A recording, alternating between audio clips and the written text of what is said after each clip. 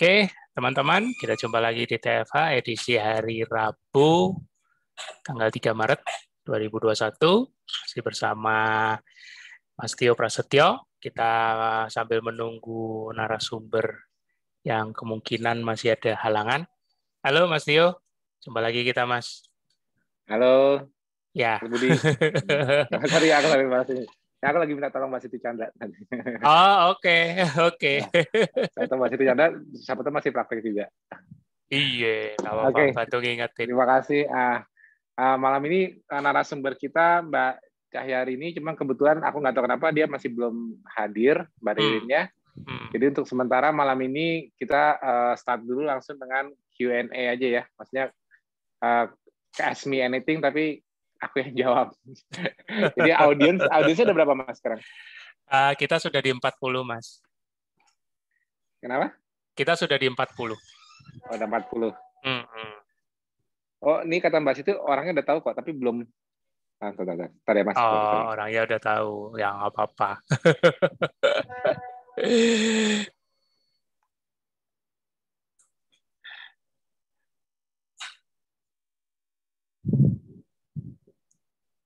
Oke, Ya. oke. Nah, ini Mbak Siti Chandra lagi mau bantuin itu dulu, biar dikontakin. Kita langsung aja Q&A aja. Boleh. Dari audiens ada yang mau tanya-tanya? Eh, Silakan nanti langsung raise hand atau Ya, dibantu boleh. Mas Budi. Teman-teman yang mau tanya bisa langsung raise hand ya, tapi mungkin Atau ada member-member. Nah, itu Mas Kemal ya. ya. Halo Mas Kemal. Halo, malam Mas Budi, Mas Tio. Ya, silakan. Halo, Mas. Cuman mau nanya aja. Boleh. Sempat kepikir nih, kan kita mencoba untuk jadi bad host ya untuk SARS-CoV-2. Nah, apakah pada saat kita divaksinasi, kita juga jadi bad host gitu buat vaksin? Jadi vaksinnya numpang lewat aja. Mungkin nggak? Logikanya aja kalau jadi gini. Apa jadi vaksin? Jadi gini, jadi bad host, yang dimaksud dengan bad host itu artinya kalau virus itu kan butuh, untuk virus itu replicate, dia itu kan butuh gula. Maksudnya dia butuh glukos dalam jumlah besar karena dia untuk replicate. Jadi begitu antigen, kalau virus itu seperti virus RNA itu sebetulnya begitu masuk ke dalam sel hostnya yang terinfeksi, contohnya sel alveolar paru kita pada kasus COVID, itu begitu masuk itu dia kan dia itu sebetulnya bukan living being, maksudnya bukan makhluk hidup, dia itu cuma kayak partikel yang mengandung RNA aja. Begitu masuk ke dalam sel, dia kan terlisis tuh di dalam endosom, dia terlisis di dalam endosom, lepas RNA-nya. Nah, RNA-nya yang dibawa dia itu materi genetik yang dibawa dia itu kalau kita good host, itu malah memicu replikasinya. Artinya replikasi itu apa? Sel kita bantu memproduksi antigen virus ini menjadi virion baru, virus-virus baru. Berarti jadi good host ini bukan bad host ya. Good host itu artinya kita support untuk sintesis virusnya. Itu maksudnya good host. Jadi tubuh kita itu sel-selnya mensupport untuk replikasinya dalam jumlah besar. Jadi kalau pada saat dia memicu memicu infeksi karena RNA-nya dibaca oleh ribosom kita, karena materi genetika itu ditranslasikan, artinya ditranslasikan oleh ribosom yang ada di sel-sel kita yang terinfeksi, contohnya sel paru itu alveolar, itu mTOR-nya tinggi. mTOR-nya itu artinya kita untuk membantu sintesisnya, membuat protein-protein baru, maksudnya protein-protein yang merangkai virus-virus baru, membentuk kapsidnya lagi, membentuk spike lagi, membentuk RNA baru, virion, itu kita good host. Nah, jalur yang bersupport itu namanya jalur glikolisisnya paling besar. Glikolisis itu harus besar jalurnya untuk mereplikasi virus ini. Kalau kita tinggi gula darahnya, itu artinya kita pro mensintesis replikasi virus ini menjadi virus baru. Ini yang disebut infeksi murni. Makanya kita kan dengan kita fasting on ketosis, maksudnya kita menjaga gula darah kita tetap stabil dan bagus, Di kondisi ketosis, otomatis kita menjadi bad host kan. Kita nggak pro mereplikasikannya. Jadi kalau dia masuk ke dalam sel kita, karena kita menjaga gula darah kita stabil atau tetap rendah, kita mencegah replikasinya dalam jumlah tinggi. Itu kita bad host. Nah, vaksin ini, kalau vaksin ini tujuannya itu bukan itu ialah misalnya attenuated virus yang dinonaktifkan. Nah, begitu dia dinonaktifkan atau dibuat lemah, dia itu tujuannya untuk ditangkap oleh imun kita sehingga imun kita bisa membuat antibodinya untuk melawan antigen yang dikasih contoh sampel antigen ini dibuat antibodinya. Jadi kalau ada virus beneran, nanti antibodi ini bakal pegging spike atau apapun dari virus. Nah, tapi kita justru malah pro pada saat kita, apalagi di kondisi kita puasa ya. Kalau kita pada saat autofagi kita aktif, kita malah pro pada saat tubuh kita dalam kondisi autofagi aktif, artinya kan sel-sel imun kita kan aktif gerilya. Karena proses untuk mempresentasikan antigen, sel-sel imun di balik mukosa kita, di bawah mukosa nasofaring kita nih, di rongga hidung sampai paru-paru ini, ada sel-sel imun innate, ya, contohnya dendritik dan makrofag. Dia itu aktif menguptake sampling antigen yang masuk. Antigen itu contohnya entah itu vaksin kah atau entah itu virus kah. Nah, kalau vaksin ini kan dikasihnya kan secara disuntik kan. Nah, begitu diambil sama makrofag dari kondisi autofagi. Kondisi autofagi ini kondisi yang pro mempercepat processing antigen.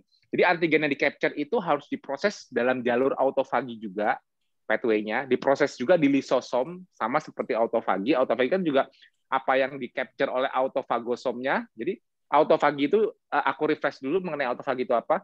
Autofagi itu adalah proses di mana terjadi kemunculan autofagosom yang meng-capture apapun di dalam sitoplasma sel, seperti yang nggak kepakai, protein nggak kepakai, apapun itu, dibawa ke lisosom menjadi autolisosom. Nah, di lisosom ini karena sifatnya asidik dihancurkan dan dilepas kembali ke sitoplasma menjadi bahan baku kembali. Contohnya jadi amino asid lagi, jadi glukos lagi, jadi fatty acid lagi, jadi kolesterol lagi. Tadinya itu merupakan suatu rangkaian produk. Entah itu produk kayak protein yang gagal atau yang nggak kepakai atau material-material yang tidak terpakai, tidak ada fungsinya, itu di capture oleh autofagosom, digabung dengan lisosom, dihancurkan menjadi pecah-pecah lagi. Kalau misalnya ini protein, rangkaian amino asid, dipotong-potong lagi jadi amino asid satuan. Jadi triptopan, lusin, lisin, glutamin, pokoknya dipecah lagi. Tadinya itu merupakan sambungan, dipecah. Itu fungsinya lisosom itu menghancurkan, memecah menjadi amino asid. Tapi lisosom ini juga untuk terjadi proses antigen di situ juga. Jadi kalau makrofag itu kan juga sel. Makrofag itu kan sel imun, tapi dia kan sel. Dia mesinerinya sama. Autofaginya dia juga bekerja dengan cara pakai lisosom juga prosesnya. Bedanya dia begitu mengendositosis, mempagositosis antigen yang dia dapat, dia akan mempresentasikannya kan ke adaptif imun sistem, contohnya CD4, contohnya T-cell, ya, T helper cell. Nah, dia untuk mempresentasikan ke sana, dia harus memproses dulu nih antigennya. Prosesnya itu jalurnya sama kayak autofagi, diproses di lisosom, baru produk yang dikeluarkan dipresentasikan di ada namanya reseptor yang namanya MHC, multi-histocompatibility complex, MHC2 namanya. MHC2 ini, jadi protein yang udah dia processing itu ditaruh di atas MHC2, dia pergi ke lymph node. Dia cari itu T-cell dan B-cell. Dia presentasikan, nih, aku dapat antigen nih. Nah, makanya makrofag itu atau dendritic cell disebutnya antigen presenting cell. Dua jenis sel imun ini merupakan antigen presenting cell. Antigen yang dia dapat, di-capture, dipresentasikan ke adaptive immune system, yaitu T atau B-cell. Nah, disitulah baru terjadi processing-nya. Jadi, makanya kalau kemarin kan aku sarankan kalau pas vaksin, baiknya di kondisi puasa, baiknya. Kalau itu karena apa? Karena autofagi lagi bagus, kenapa? Karena dia prosesnya jadi cepat. Tapi setelah dipresentasikan, T-cell itu kan harus merespon. T helper cell harus merespon. Oh, oh ini ada antigen masuk nih. Jadi vaksin itu seakan-akan kita diserang virus tapi bukan virus benerannya, karena kemampuan untuk mereplikasikannya kan dihilangkan. Entah itu cuma dikasih sampling antigennya aja, entah itu dibikin RNA-nya RNA vaksin kah, atau memang live attenuated virus yang memang dilemahkan atau dimatikan sehingga tidak bisa memicu replikasi, itu tapi membuat kesan seakan-akan kita terinfeksi. Tapi bukan infeksi sebenarnya. Tapi harapannya ialah antigen presentation cell ini mempresentasikan antigen yang dia dapat sesuai dengan jenis virusnya ke adaptive immune system untuk dibuat respon imunnya. Respon imunnya sama seperti terjadinya infeksi beneran, yaitu membuat antibodi contohnya kalau virus. Jadi dia bisa mengkomen B cell untuk menjadi plasma cell dan memproduksi antibodi, sehingga titer antibodi meningkat setelah divaksin. Nah, produksi antibodi itu kan protein. Berarti butuh bahan baku. Nah, jadi prosesnya akan meningkat setelah kita masuk makanan kita, protein, makanan, tidur. Nah, makanya aku bilang habis divaksin, tidurnya bagus. Supaya apa? Supaya proses pembuatan antibodi terhadap vaksinnya optimal. Sintesisnya optimal. Titer antibodi kita jadi bagus. Jadi kita untuk menjadi good host, maksudnya tadi kan di pertanyaan apa? Kita jadi bad host juga nggak dengan vaksin? Enggak. Kita bad host itu, jadi dengan kita kena virus beneran pun, kita juga harus bisa melakukan hal yang sama. Bedanya kita cepet-cepetan nih, antara virusnya masuk, kalau imun kita responsif mengcapture antigen virusnya, live virus benerannya itu di-capture tapi dipresentasikan sebelum dia menyebar atau mereplikasi, karena kita bad host, berarti kan penyebarannya harusnya lambat kan, karena kita menjaga gula darah rendah. Tapi kecepatan imunnya juga harus sama untuk mempresentasikan antigen. Jadi kuncinya menang sama virus itu ialah kecepatan antigen presentasi. Begitu ada tight challenge, semakin imun kita cepat ke responnya di balik mukosa, semakin dia cepat mengcapture, cepat mempresentasikan, cepat mendapatkan respon adaptif, cepat clear. Yang bikin problem itu, yang menjadi imunopatologi ini ialah kelambatan transisi antara innate immune response, innate itu primitif ya, respon primitif, respon inflamasi, yang transisinya ke adaptif lama.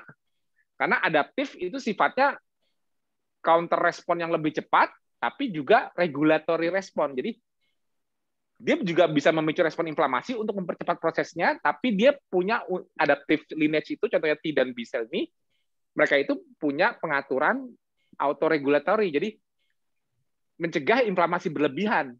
Tapi kalau hanya innate immune system aja yang dominan perang, dan mereka memang tipenya inflammatory, ini yang sering menyebabkan imunopatologi. Tidak terjadi kontrol dari adaptive immune response. Jadi gini, antibodinya lama keluar, tapi innate immune systemnya ngebom terus, nyerang terus, karena dia sifatnya inflamasi. Alerting, tujuannya inflamasi ini sebetulnya awalnya alerting, membuat seluruh imun supaya aware bahwa ini ada antigen. Tapi side effect dari inflamasi yang berlebihan ini, contohnya cytokine storm. Nah, itu jadi imunopatologi yang terbentuk itu karena tubuh kita pro-inflamasi. Gitu loh. Jadi kalau kita inflamasi udah ketinggian, adaptive immune response malah makin lambat nantinya.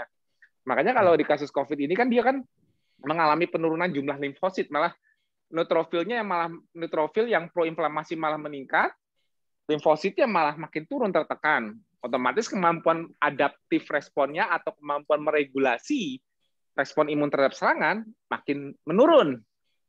Nah, ini yang nggak bagus. Ini yang bisa menyebabkan fatalitas COVID-nya. Nah, jadi tujuannya pencegahan fatalitas COVID atau kita menjadi bad host ialah apa? Ya ini, kemampuan adaptif kita, imun respon adaptif kita untuk cepat meregulasi serangan balik. Entah itu terhadap virus beneran atau entah itu terhadap vaksin. Ya kalau vaksin anggap aja gini ya. Vaksin itu anggap aja kalau kita imunnya lambat pun, transisinya misalnya antigen presentation-nya itu lambat, karena kita misalnya udah tua, atau sudah terjadi immunosenescence, misalnya penuaan sistem imun pada manula, dia lambat, tapi kan toh yang masuk bukan virus beneran. Ya. Karena kan vaksin. Nah, jadi resikonya jelas rendah dong. Tapi kalau virus beneran, kena ke orang yang immunosenescence, atau dia imunnya nggak bagus, dan dia pro-inflamasi tubuhnya, tinggi gula darah dan sebagainya, stresnya juga tinggi, ya otomatis chance pada saat terjadi perlambatan transisi dari innate respon ke adaptive respon ini membuat gap yang resiko untuk peningkatan fatalitas atau inflamasi yang meningkat jadi tinggi. Nah, gitulah. Jadi tujuannya kita jadi be a bad host itu ialah membuat tubuh kita tidak pro-inflamasi, tapi juga membuat tubuh kita cepat mentransisikan respon imun awal, innate, primitif, walaupun pakai inflamasi segala, walaupun pakai gejala demam, cepat ke adaptif yang sifatnya mempercepat respon imun, tapi juga memberikan regulasi. Jadi dia bisa, jadi kuncinya di adaptif itu dia punya T cell atau CD4 ya disebutnya, T helper yang memiliki ada jenis kode reseptornya CD4 FOXP3. Artinya dia regulatory. Dibilangnya T-reg, T-regulatory. Nah, T-regulatory ini bisa yang memunculkan itu adaptive lineage, artinya tim adaptif dari T cell. Kalau dia sudah dimunculkan, dia bakal mensekresikan sinyal ke sirkulasi darah, mensekresikan sinyal sitokin, tapi yang sifatnya anti-inflamasi. Jadi yang bisa memberikan sinyal anti-inflamasi atau stop perang, mendown regulate sel imun innate itu komandonya dari T cell. T cell ini kan bagian dari limfosit. Kalau kita lihat hematologi darah itu lengkap kan, ada limfosit subsetnya juga segala. Jadi limfosit ini kita jaga-jaga jangan sampai drop. Karena kemampuan kita untuk meregulasi terletak di limfositnya. Dari seluruh leukosit, kemampuan regulasi terhadap sistem imun itu terletak di limfositnya. Limfosit kalau di breakdown ya ada CD4, CD8, kayak orang misalnya cek HIV itu ada CD4, CD8. Nah, CD4-nya ini T helper-nya ini sebagai master komandonya itu jangan sampai drop. Ya sebelum susah-susah ngecek CD4-nya aja, yang lebih kompleks labnya ya bisa dilihat secara keseluruhannya limfositnya. Kan CD4 bagian dari limfosit system, walaupun di situ ada B cell juga. Kalau itunya mengecil jumlahnya karena maksudnya rasio neutrofil to limfosit rasionya itu jadi meningkat, neutrofilnya ketinggian, limfositnya tertekan, ya otomatis gimana cara mengatur baliknya? Akhirnya bisa terjadi inflamasi yang tidak terkontrol gitu. Kebakaran hutan lah dibilangnya. Jadi kalau kita kondisi kita ketosis, harusnya kita lebih mudah beradaptasi dengan vaksin ya. Maksudnya badan kita imunnya, antibodinya akan lebih cepat jadi gitu. Gimana, Frik? Kalau kita ketosis, pada saat kita divaksinasi, tubuhnya reaksinya lebih cepat untuk mempersiapkan. Ya gini, kalau gula harusnya seperti itu, harusnya titer antibodinya bisa lebih bagus. Tapi ingat kuncinya gini, yang aku takutnya orang salah konsep nih. Mempercepat antigen presentation, jelas posisinya ialah pada saat autofaginya dominan. Paling bagus jelas puasa, karena dia kan aktif memprosesing makrofag itu jadi aktif immunosurveillance, atau dendritic cell jadi aktif immunosurveillance, aktif ngambil sampling, aktif memproses sampelnya. Tapi ingat, kemenangan kita kan di antibodinya. Hasilnya ialah pelurunya itu kan antibody nanti yang buat nge-tagging virus-virusnya. Jadi langsung disambung, habis divaksin langsung disambung dengan gimana kita bisa istirahat bagus, masuk sumber makanannya untuk produksinya kan butuh produksi proteinnya kan butuh kan buat sintesis antibodinya, dan tidur. Karena prosesnya itu terjadi saat tidur bukan saat terjaga. Nah, jadi gimana kita bisa, ya intinya di 5 pilar. Fasting, moving, feeding, relaxing, feeding, sleeping. Itu nggak boleh. Jadi jangan aku habis divaksin, aku WF sekalian. Salah besar. Jangan sampai ada vaksin dikombinasi sama WF, ya itu salah besar. Pada saat kita vaksin di kondisi puasa, IF, benar. Tapi setelah 5 vaksin kita butuh bahan baku untuk sintesis antibodinya. Antibodi itu apa? Protein. Nah, jadi jangan sampai salah konsepsi di sini. Kadang-kadang orang mikirnya wah puasa itu sehatnya antivirus. Ya, untuk melawan virus aja kita butuh antibodi. Kita butuh antibodi dari mana kalau kita nggak masuk makanan dan nggak dikasih prosesnya, gitu loh. Jadi dan prosesnya itu sintesisnya saat tidur ya, bukan saat terjaga. Jadi itu pentingnya kita kalau di kondisi misalnya gini, mau divaksin tapi kitanya stresnya tinggi atau kita gula darahnya ketinggian karena sesuatu hal, karena kita tidurnya ini ngomongin orang KF ya, terus malamnya nggak tidur, aduh besok mau divaksin aku ketakutan, terlalu stres, akhirnya gula darahnya bukannya normal malah gula darahnya ketinggian. Nah, sifat hiperglikemia atau gula darah tinggi itu menurunkan respon imun. Jadi kalau kita mengalami hiperglikemia, kan aku pernah share dulu tuh jurnalnya, hiperglikemia walaupun akut hiperglikemia itu langsung membuat sistem imun kita responnya turun, kemampuan responsifnya turun. Nah, itu nggak spesifik karena makan karbo kebanyakan. Jadi anggapnya kalau orang diabetes responnya lambat wajar karena dia gula darahnya selalu tinggi. Kalau kita makan karbo kebanyakan, yang non KF gula darahnya lompat pada saat divaksin nggak efektif capturing antigennya karena respon imun turun karena hiperglikemianya walaupun transient tapi kan dia jadi lambat. Nah, yang keto berarti harusnya gampang dong. Kata siapa? Cobanya ketinggian, cobanya nggak tidur. Mau lihat aku emang bisa anti hiperglikemia, tetap hiperglikemia. Tetap lah, aku kemarin gula darah bagus nih, besok mau divaksin gara-gara nggak tidur, kepikiran, ketakutan dan sebagainya. Gula darahnya malah di atas 100, malah sampai 150 gitu. Makanya jadi glycemic control itu nggak bisa dibicarakan dengan bicara makanan doang. Makanan itu salah satu ikhtiarnya. Jelas kalau mau kontrol glikemia mudah, pasti kan kita harus jaga karbo dong. Nah, tapi mengontrol glikemia, jadi menjaga kesehatan itu adalah glycemic control, mengontrol glikemia, mengontrol kadar gula darah. Ikhtiar kita sudah pas, 1, tidak makan karbohidrat, itu selesai. Tapi ternyata yang mempengaruhi glikemia tidak hanya makanan. Yes. Dan kalau orang sudah KF sudah tahu dong cara membuktikannya. Masa nggak tahu benar nggak makan karbo gula darahnya bisa rendah terus, benar yakin? Coba dong dites. Begitu ada gangguan di pilar-pilar lain, benar nggak? Gula darahnya tetap naik. Nah, itu jadi nggak makan karbo. Jadi usaha sehat kita ialah glycemic control, mengontrol glikemia kita agak selalu bagus. Tapi ternyata ikhtiarnya tidak bisa dengan hanya makanan. Jadi kita nggak bisa fokus hanya ngomongin diet makanan, nggak makan karbo udah pasti gula darah saya bagus, pasti sehat.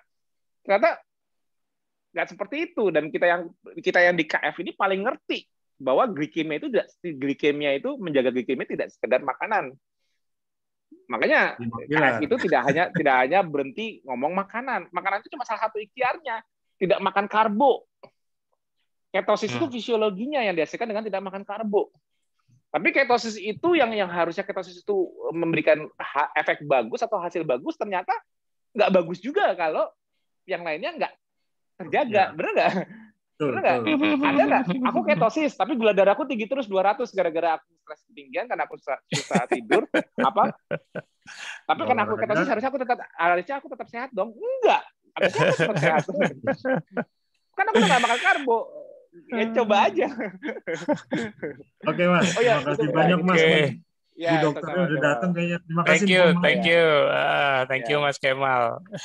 Sebenarnya ada diagramnya tapi nggak apa-apa, nanti lain kali. Mungkin nanti aku akan share di grup tele. Gitu. Mas, Mbak Rini sudah datang. Oh ya. Halo Mbak. Assalamualaikum Mas Tio. Waalaikumsalam Mbak Rini. Kok gelap? Maaf ya. Ya. Pencarian. Ternyata saya dicari-cariin dan kebetulan handphone mati. Oh alah. Aku telepon sih nyambung sih. Ini Mbak pakai laptop? Nyambung, cuman mati. Iya, laptop. Pakai laptop. Oh ya. Tadi kan saya di lab seharian. Oh gitu. Ini nih saya beberapa hari ini terus terang hektik dan sudah masuk ke kalender saya itu jadwalnya Mas Tio kalau nggak salah saya minta Sabtu. Jadi mundur pekan depan. Artinya saya sudah menjadwalkan tuh Sabtu gitu loh. Makanya saya belum Nggak ngeh ya? Yang pas aku bilang hari Iya, Rabu kemarin. Aku bilang, Mbak, aku untuk hari Rabu, iya. aku bilang tuh Mbak baca handphonenya nggak ngeh ya? Kan di... Makanya terus ya sudah, mohon maaf, qadarullah harus begini. Jadi saya menyiapkan itu baru mulai hari ini tadinya. Belum. Iya, nggak apa-apa, nggak apa-apa, Nggak nggak apa-apa. apa-apa. Nggak apa-apa. Yang penting sharingnya, Mbak. Sharing pengalaman yang penting. Ini kebetulan Mbak Cahya ini juga, Ya, Mbak Ririn bismillah. juga handle pasien-pasien COVID juga kan? Saya di belakang layar, saya di labnya, terus kemudian saya yang ngejagain para nakes-nakesnya gitu, secara Nah, nanti juga apa ya, bisa sedikit secara cerita administratif nih. sama Ada sedikit engineering cerita nih. kontrolnya. Sip. Sedikit cerita mengenai COVID juga nih, bisa juga. Jadi habis pengalaman cerita COVID juga ya. Kebetulan tadi ada penanya nanyain masalah COVID, jadi nyambung nih kita. Ayo, monggo baca ini. Mbak Ririn, sorry. Ya, terima kasih banyak nih Mas Tio, terus Mas Budi Halim. Iya, sama-sama. Saya cuman kemarin-kemarin baru tahu namanya saja. Sama Mas Tio aja baru dengar suaranya sekarang. Aduh. Sama orangnya. Nggak pernah nonton Eva ya? Ya, Assalamualaikum warahmatullahi wabarakatuh. Selamat malam semuanya. Perkenalkan, saya Dr. Cahyarini. Saya spesialis mikrobiologi klinik, konsultan di bakteriologi, dan silahkan panggil saya dengan Ririn saja, gitu ya. Nama nickname-nya Ririn. Dan saya ini muridnya Mbak Siti Chandra, Dr. Siti Chandra yang sekarang ada di sini. Nggak tahu ini mana orangnya. Dia juga sibuk mencari saya tadi. Tapi gak yakin mau nongol. Sampai nyari di grup rumah sakit gitu, nyari Mbak Ririn mana gitu kan. Iya, tadi aku minta tolong di grup metabolic conditioning. Alhamdulillah budgetnya ada. Nah, saya mungkin sedikit kenal dulu, sharing pengalaman dulu bahwa saya ini, untuk profesi saya ini kan mikrobiologi klinik, mungkin banyak yang tidak tahu tentang mikrobiologi klinik itu apa. Mikrobiologi itu sebetulnya adalah ilmu yang mempelajari makhluk-makhluk terkecil, saya bilangnya makhluk gaib. Karena saking kecilnya nggak bisa dilihat dengan mata.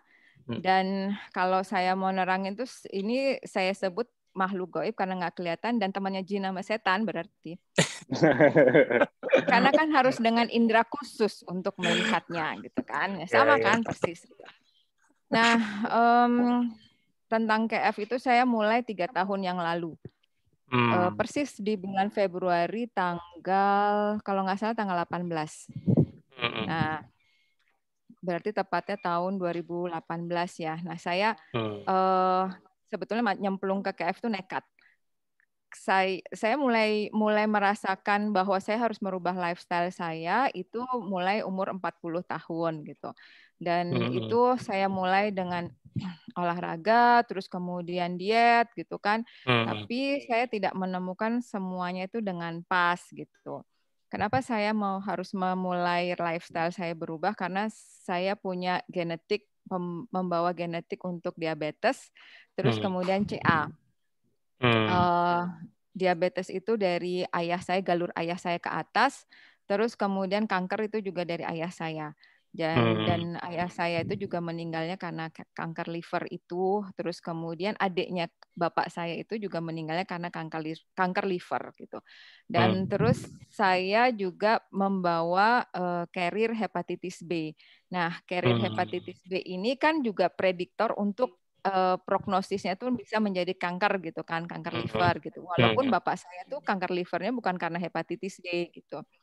Nah, berdasarkan itu hepatitis B saya nggak pernah sakit sebetulnya hepatitis B. Jadi ketahuannya itu karena saya mau vaksin terus harus di screening dulu, tahu-tahu saya ada HBS lagi saya positif. Nah, dari situ sekeluarga dicek, nggak taunya yang positif itu dari kami berenam ternyata 3 orang yang positif, 3 orang tidak gitu. Jadi dari ibu saya ternyata hepatitis B-nya. Berarti artinya tuh saya dari kecil bawa carrier hepatitis B tersebut.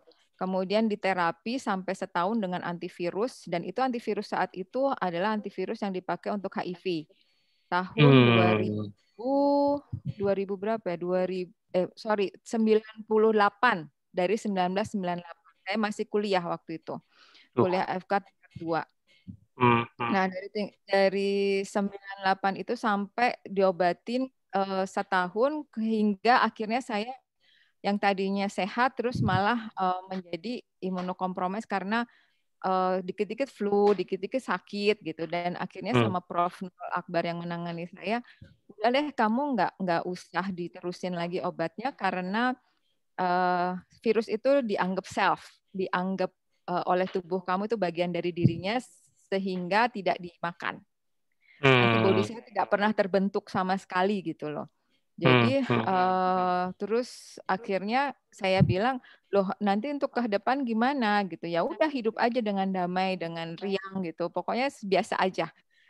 Nah, terus akhirnya makanya saya konsekuensinya saya menikah pun harus suami saya harus imunisasi terlebih dahulu gitu.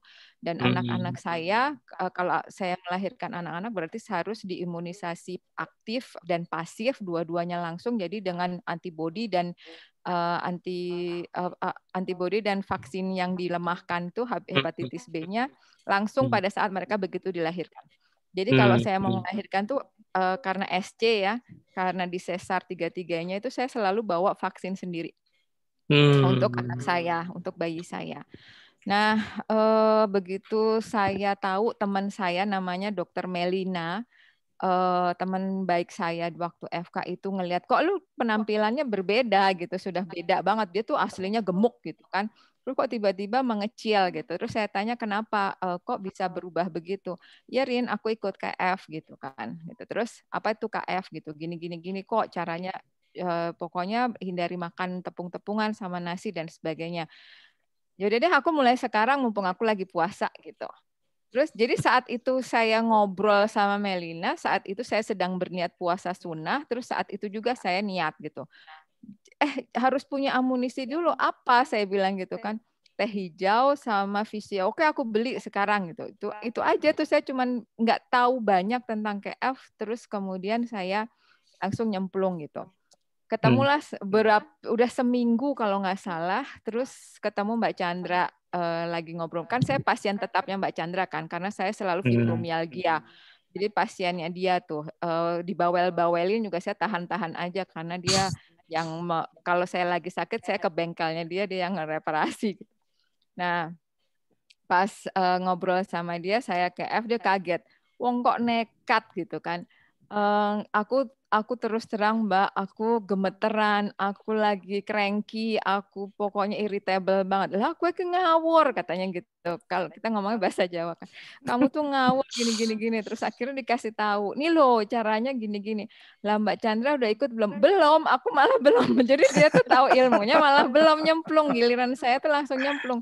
Terus saya bilang, ya saya itu kalau misalnya udah mau niat daripada mikir-mikir panjang, ya udah saya nyemplung aja langsung, saya bilang gitu. Oh, saya pengen ya udah dengar-dengar sih ketogenik itu bagus gitu, tapi kan nggak tahu kalau protokolnya tuh kayak gimana ya, sambil belajar lah gitu. Jadi learning by doing, asli saya tuh learning by doing. Nah, terus si sahabat saya itu Melina itu kaget juga begitu saya udah seminggu tuh. Dia bilang, Rin kamu gimana? Aduh, pas itu tuh kalau nggak salah sebelum Ramadan ya.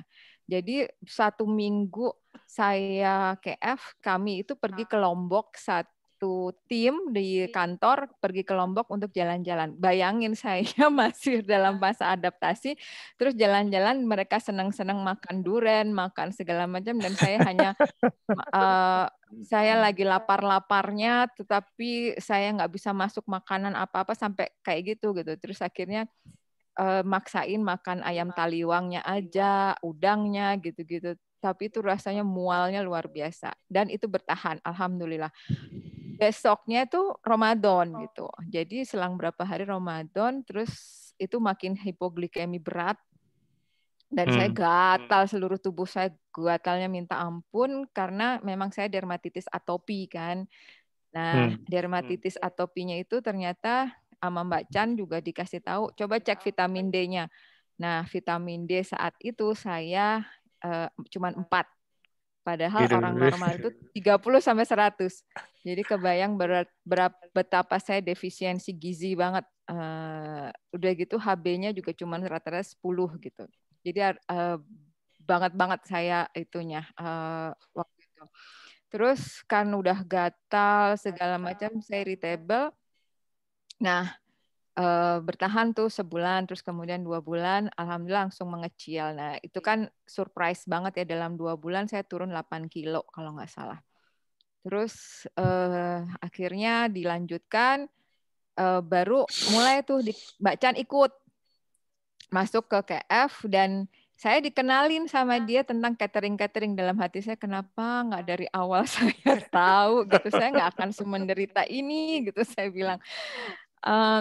Akhirnya mulailah kenal Mbak Sari, dan kemudian saya ditugaskan ke Singapura. Itu beratnya luar biasa karena saya Muslim, di Singapura nggak ada daging yang halal, saya sulit gitu kan. Terus alhamdulillah udah kenal sama Mbak Sari itu. Akhirnya saya cuman bekal burgernya aja, dan itu sangat menolong saya banget gitu setiap hari. Jadi saya makan 1 burgernya, saya simpan lagi di kulkas gitu ceritanya.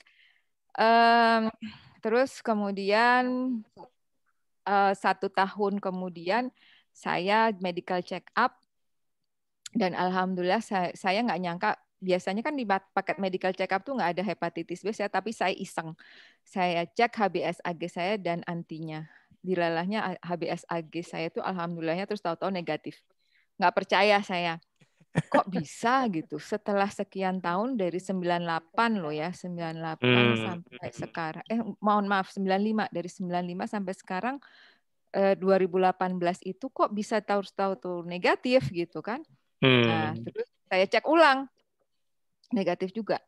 Padahal tuh ngeceknya kan lumayan tuh. Terus kemudian, tapi antibodinya nggak terbentuk.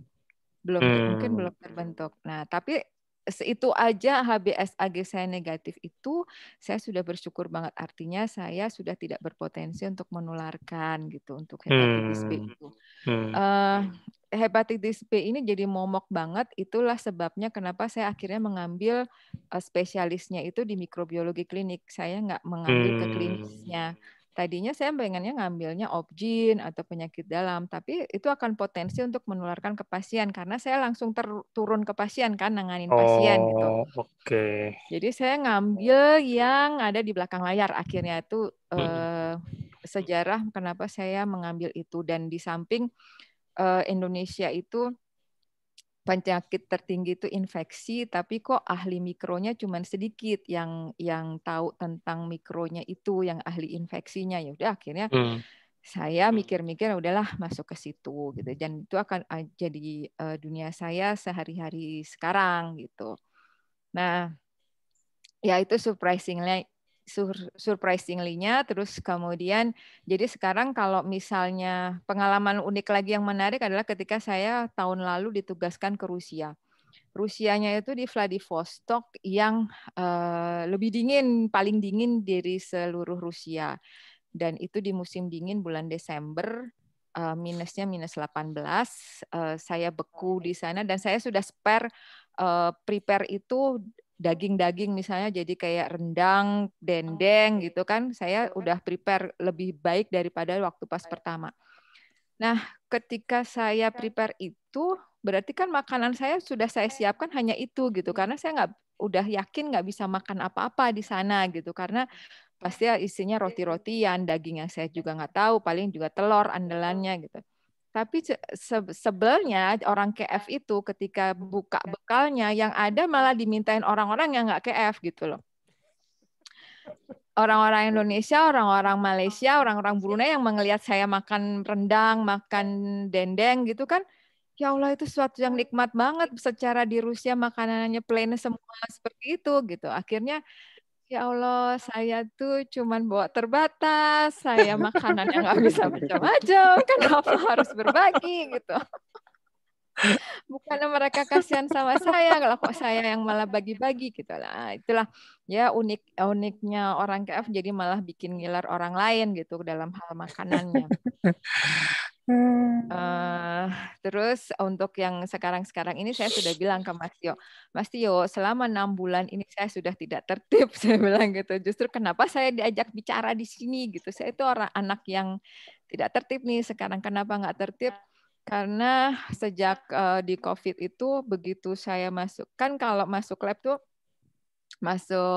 dulu awal-awal sih masuk ke pasien ya untuk ngambil swabnya gitu bareng Mbak Chandra tuh berduaan gitu ke pasien satu-satu. Nah sekarang saya langsung kerja di betul-betul di labnya. Nah kalau di lab itu minimal kerja kan 3 jam, 3 sampai 4 jam gitu, kita nggak akan istirahat, nggak sambil minum, pokoknya dari awal sampai akhir tuh dituntaskan. Begitu keluar tuh kan rasanya kelenger ya, dan terus harus mandi, apalagi kesungkup pakai N95 itu rasanya luar biasa.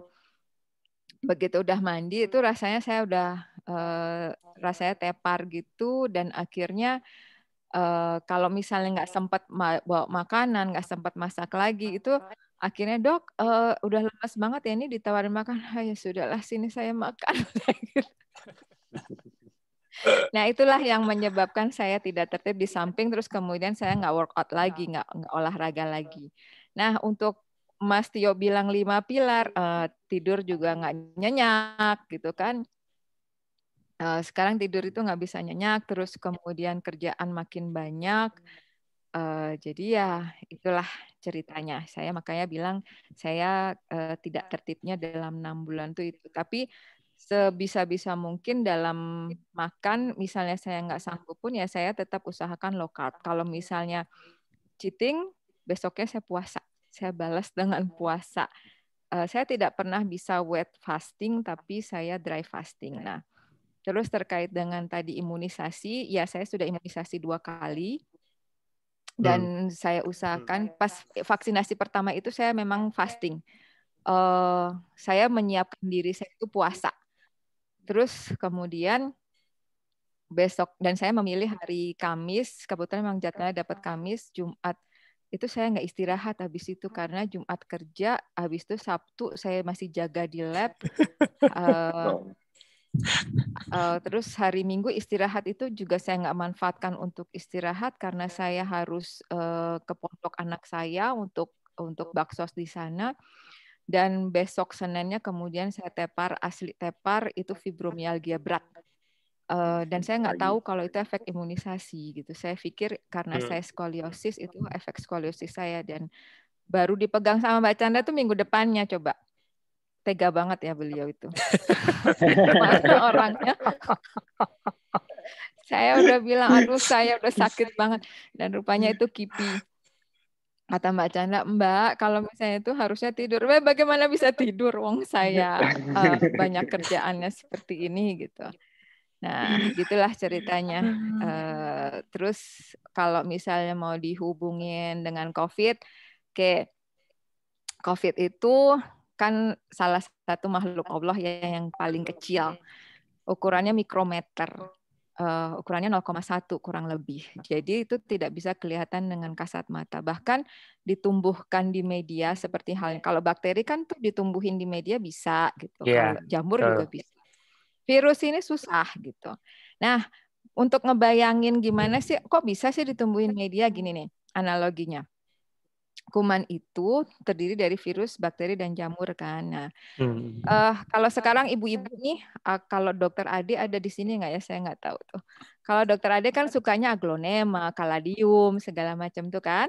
Ada Eka di Jambi. Nah, kuman ini juga seperti itu, tapi bentuknya primitif, tanaman yang primitif.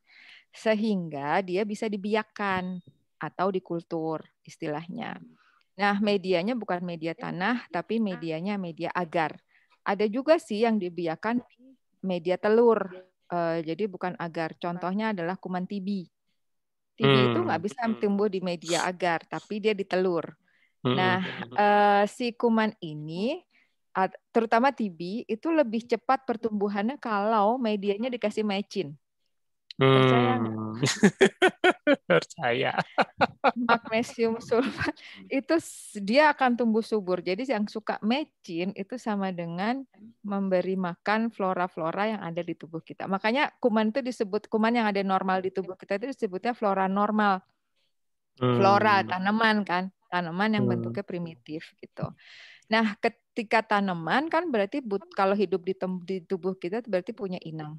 Tidak semua kuman itu jahat gitu ya. Di tubuh kita itu tempat yang paling idealnya si kuman. Kenapa? Karena hangat. Jadi kuman itu butuh kehangatan. Sama kayak kita. Makanya kalau ditumbuhin tuh ditaruhnya di inkubator gitu. Kalau misalnya kenapa kita ada kulkas? Kulkas itu menghindari pembusukan. Pembusukan oleh apa sih? Oleh kuman kan. Supaya karena kalau ketika di kulkas dia pertumbuhannya terhambat tuh. Nggak berkembang biak. Sehingga makanya makanan kita jadi awet gitu loh ceritanya. Tapi ada beberapa kuman juga yang mati, kuman ini sebenarnya kan mudah mati dengan suhu panas. 60 derajat aja dia udah mati. Tapi ada kuman yang hidup justru di suhu panas. Nah, itu contohnya adalah Bacillus thermophilus. Maka ini dipakai, kuman-kuman ini dipakai untuk indikator apakah kita sudah steril atau belum. Karena kalau kuman itu aja mati, berarti kuman yang lain nggak akan hidup, gitu ceritanya. Nah, untuk si virus ini, karena dia tidak bisa hidup di media biasa, virus ini betul-betul parasit. Artinya parasit berarti dia membutuhkan sel inang atau host untuk hidupnya, dan dia itu intraseluler gitu. Jadi butuh sel yang untuk hidupnya. Makanya dia walaupun ada di permukaan itu tidak bertahan lama. Dia tidak akan berkembang biak gitu.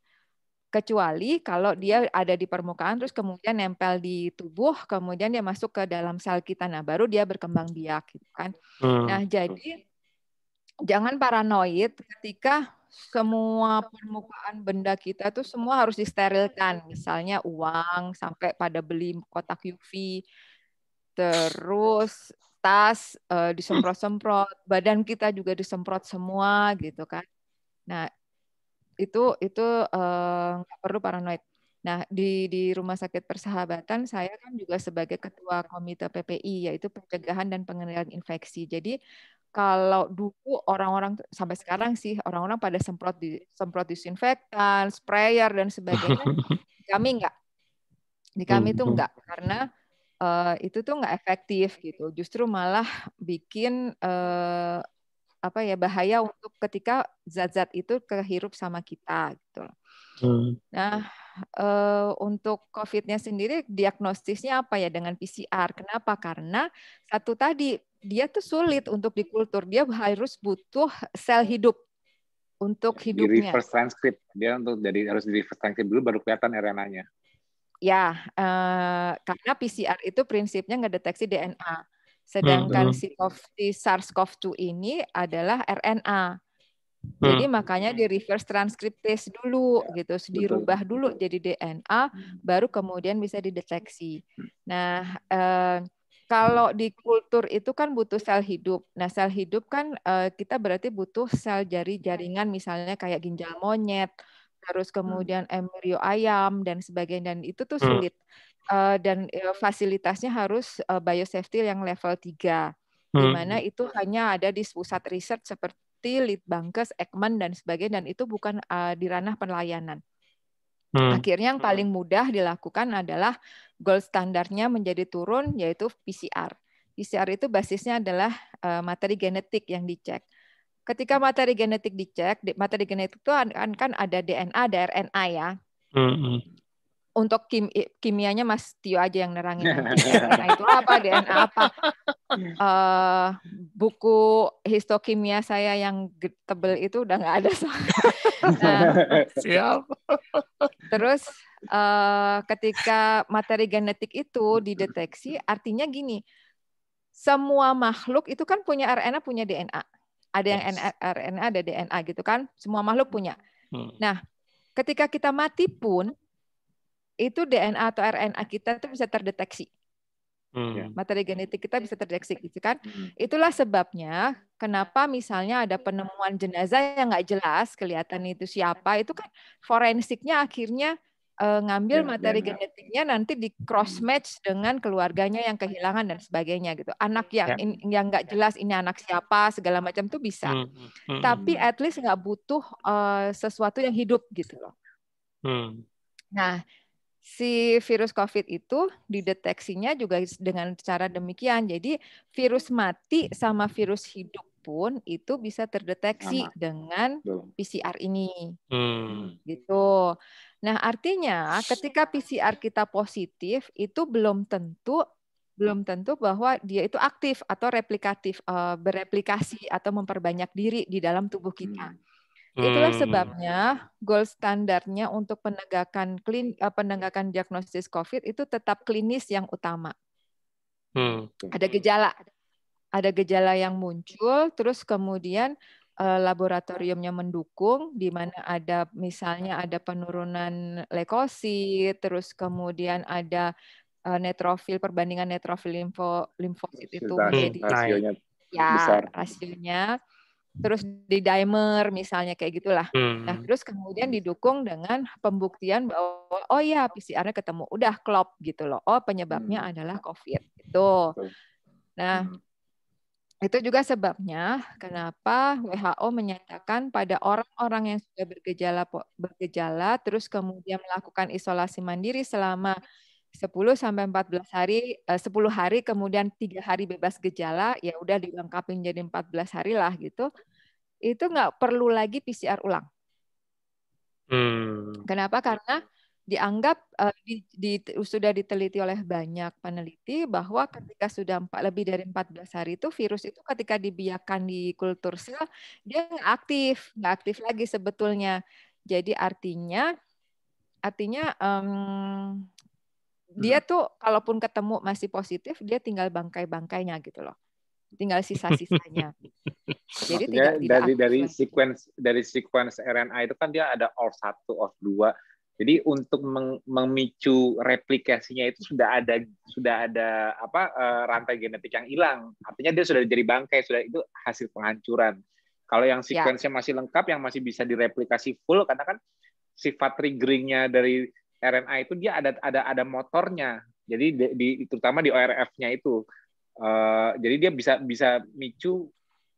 memicu replikasi oleh ribosom karena ada gen yang harus ada dalam sequence tersebut.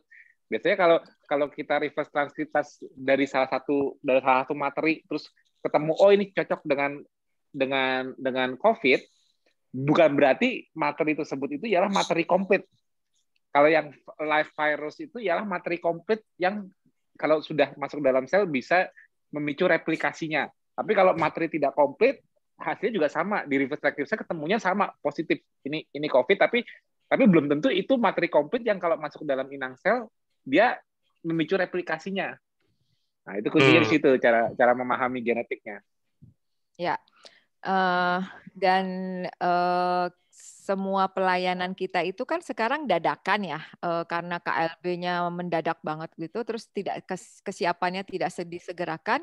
Jadi fasilitas laboratorium kita itu kan tidak seragam standarnya.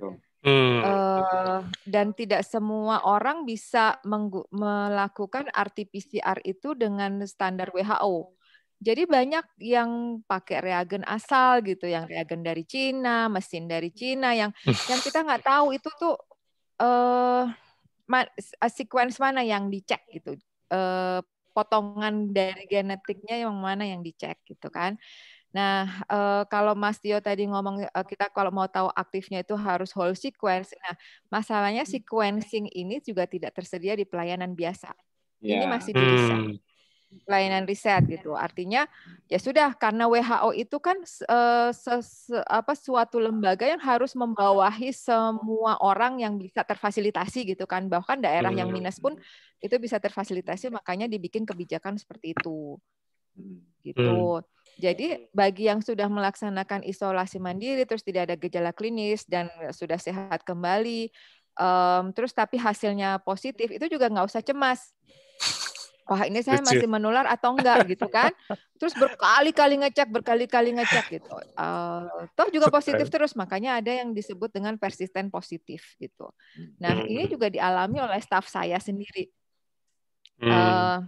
Staf saya sendiri itu satu ruangan dengan saya, dan waktu istrinya tuh paginya tuh ada gejala. Istrinya kebetulan kerjanya sama ya di rumah sakit. Sama-sama perawat. Terus kemudian saya swab sambil nunggu swabnya itu, terus saya masih kerja dong sama dia gitu kan. Nah besoknya ketahuan istrinya positif. Besoknya itu juga suaminya saya swab, which is itu adalah staf saya. Itu saya swab sendiri, terus sambil nunggu hasil saya pergi berdua sama dia ke Wisma Atlet karena ada tugas di sana, edukasi dan sebagainya.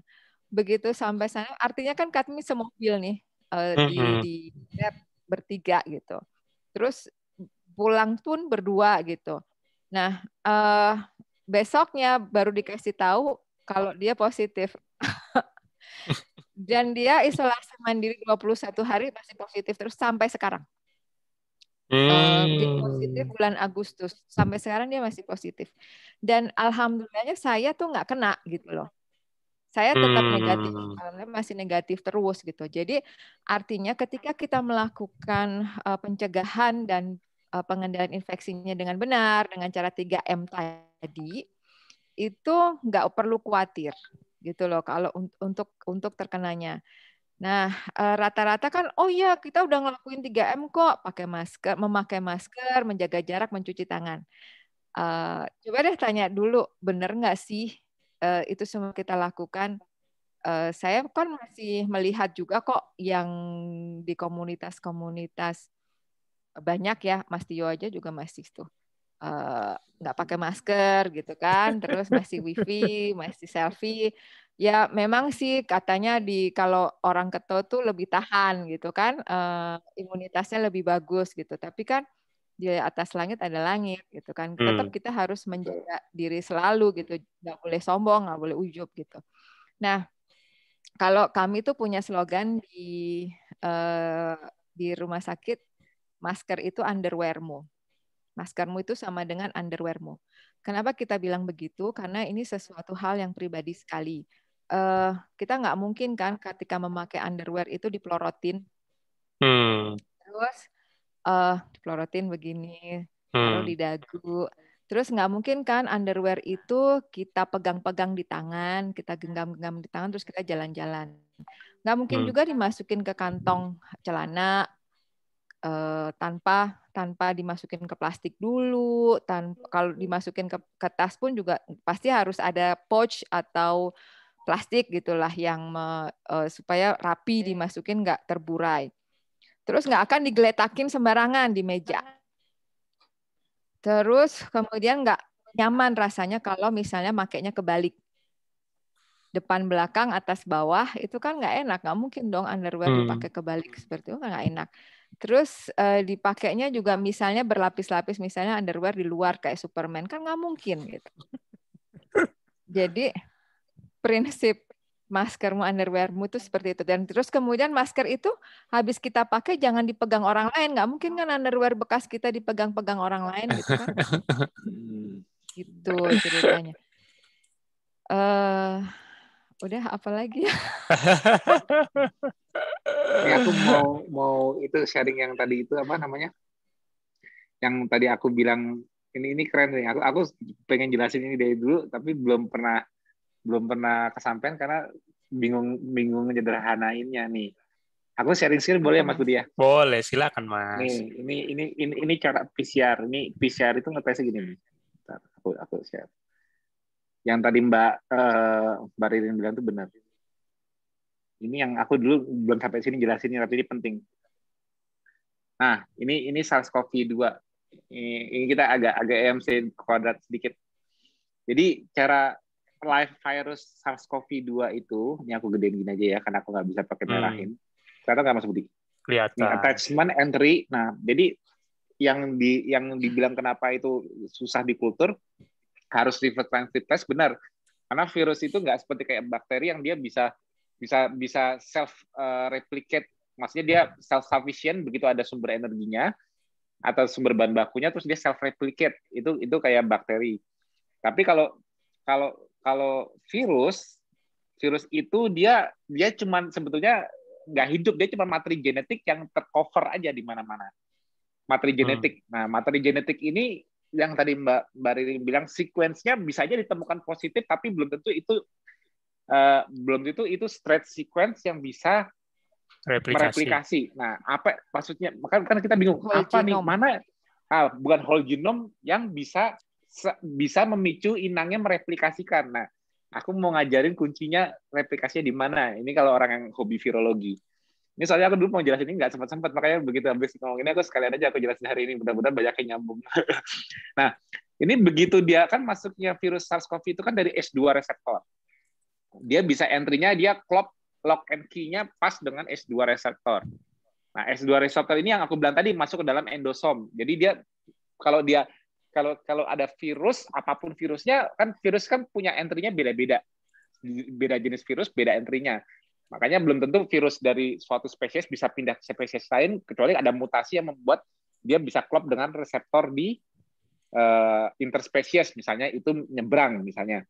Tapi anggap aja ini virus yang sudah nyebrang lah, ini udah pas dengan S2 kita, hasil dari mutasi dari virus di tadinya misalnya itu ke kelawar lah, hostnya, dia replikasinya akhirnya ketemu yang pas, terus pas ketemu lawannya, akhirnya jadi jenis virus baru karena punya klop di manusia S2. Nah, yang terjadi pada saat dia fusion ke dalam selnya, ini anggapnya inangnya ya. Ini inangnya ya, ini anggapnya alveolar cell. Begitu dia fusion ke dalam inangnya, fusion itu gabung ya. Masuk ke dalam sel. Ya, aku baca dulu saya agak susah emang. Jadi dia sama endosom itu sifatnya juga asidik, dia dilisis. Nah, di uncoating. Nah, setelah dia di uncoating ini keluarlah genomic RNA positifnya. Nah, kuncinya dari kesamaan semua virus, kuncinya replikasi nih kalau mau belajar virologi ya, kuncinya itu terletak di open reading frame-nya. Makanya yang selalu dicari itu open reading frame dulu, disingkatnya ORF, ada ORF 1A, 1B. Jadi nanti aku tunjukin sequence genom rata-rata virus itu dia ada struktural protein, ada non struktural. Jadi non struktural yang struktural itu contohnya yang kalau di gen ini ditranslasikan untuk nanti membuat misalnya apa capsidnya, spike-nya, struktur body. Ada yang untuk non struktural untuk membuat RNA-nya itu sendiri yang identik dengan induknya. Jadi dia jadi virus yang sama persis dengan induknya. Nah, ini waktu itu pernah aku jelasin juga sebentar di waktu kita awal pandemi, Mas. Awal belum ada waktu yang kata di mana? Di tempatnya Mbak itu? Mbak Adelia. Ya, kedai gitu. Aku menjelasin basic virus seperti apa, aku pernah jelasin sekilas. Iya. Waktu itu belum rame mengenai ini, mengenai COVID, tapi aku dulu mau jelasin ini, tapi udah pada stres semua kelihatan, jadi aku nggak berani lanjutin. Tapi mumpung kita sudah makin dalam mengenal COVID, kita belajar virologi sekalian.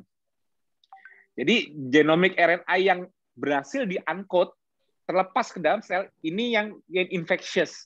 Sisi infectiousnya itu terletak di ORF-nya.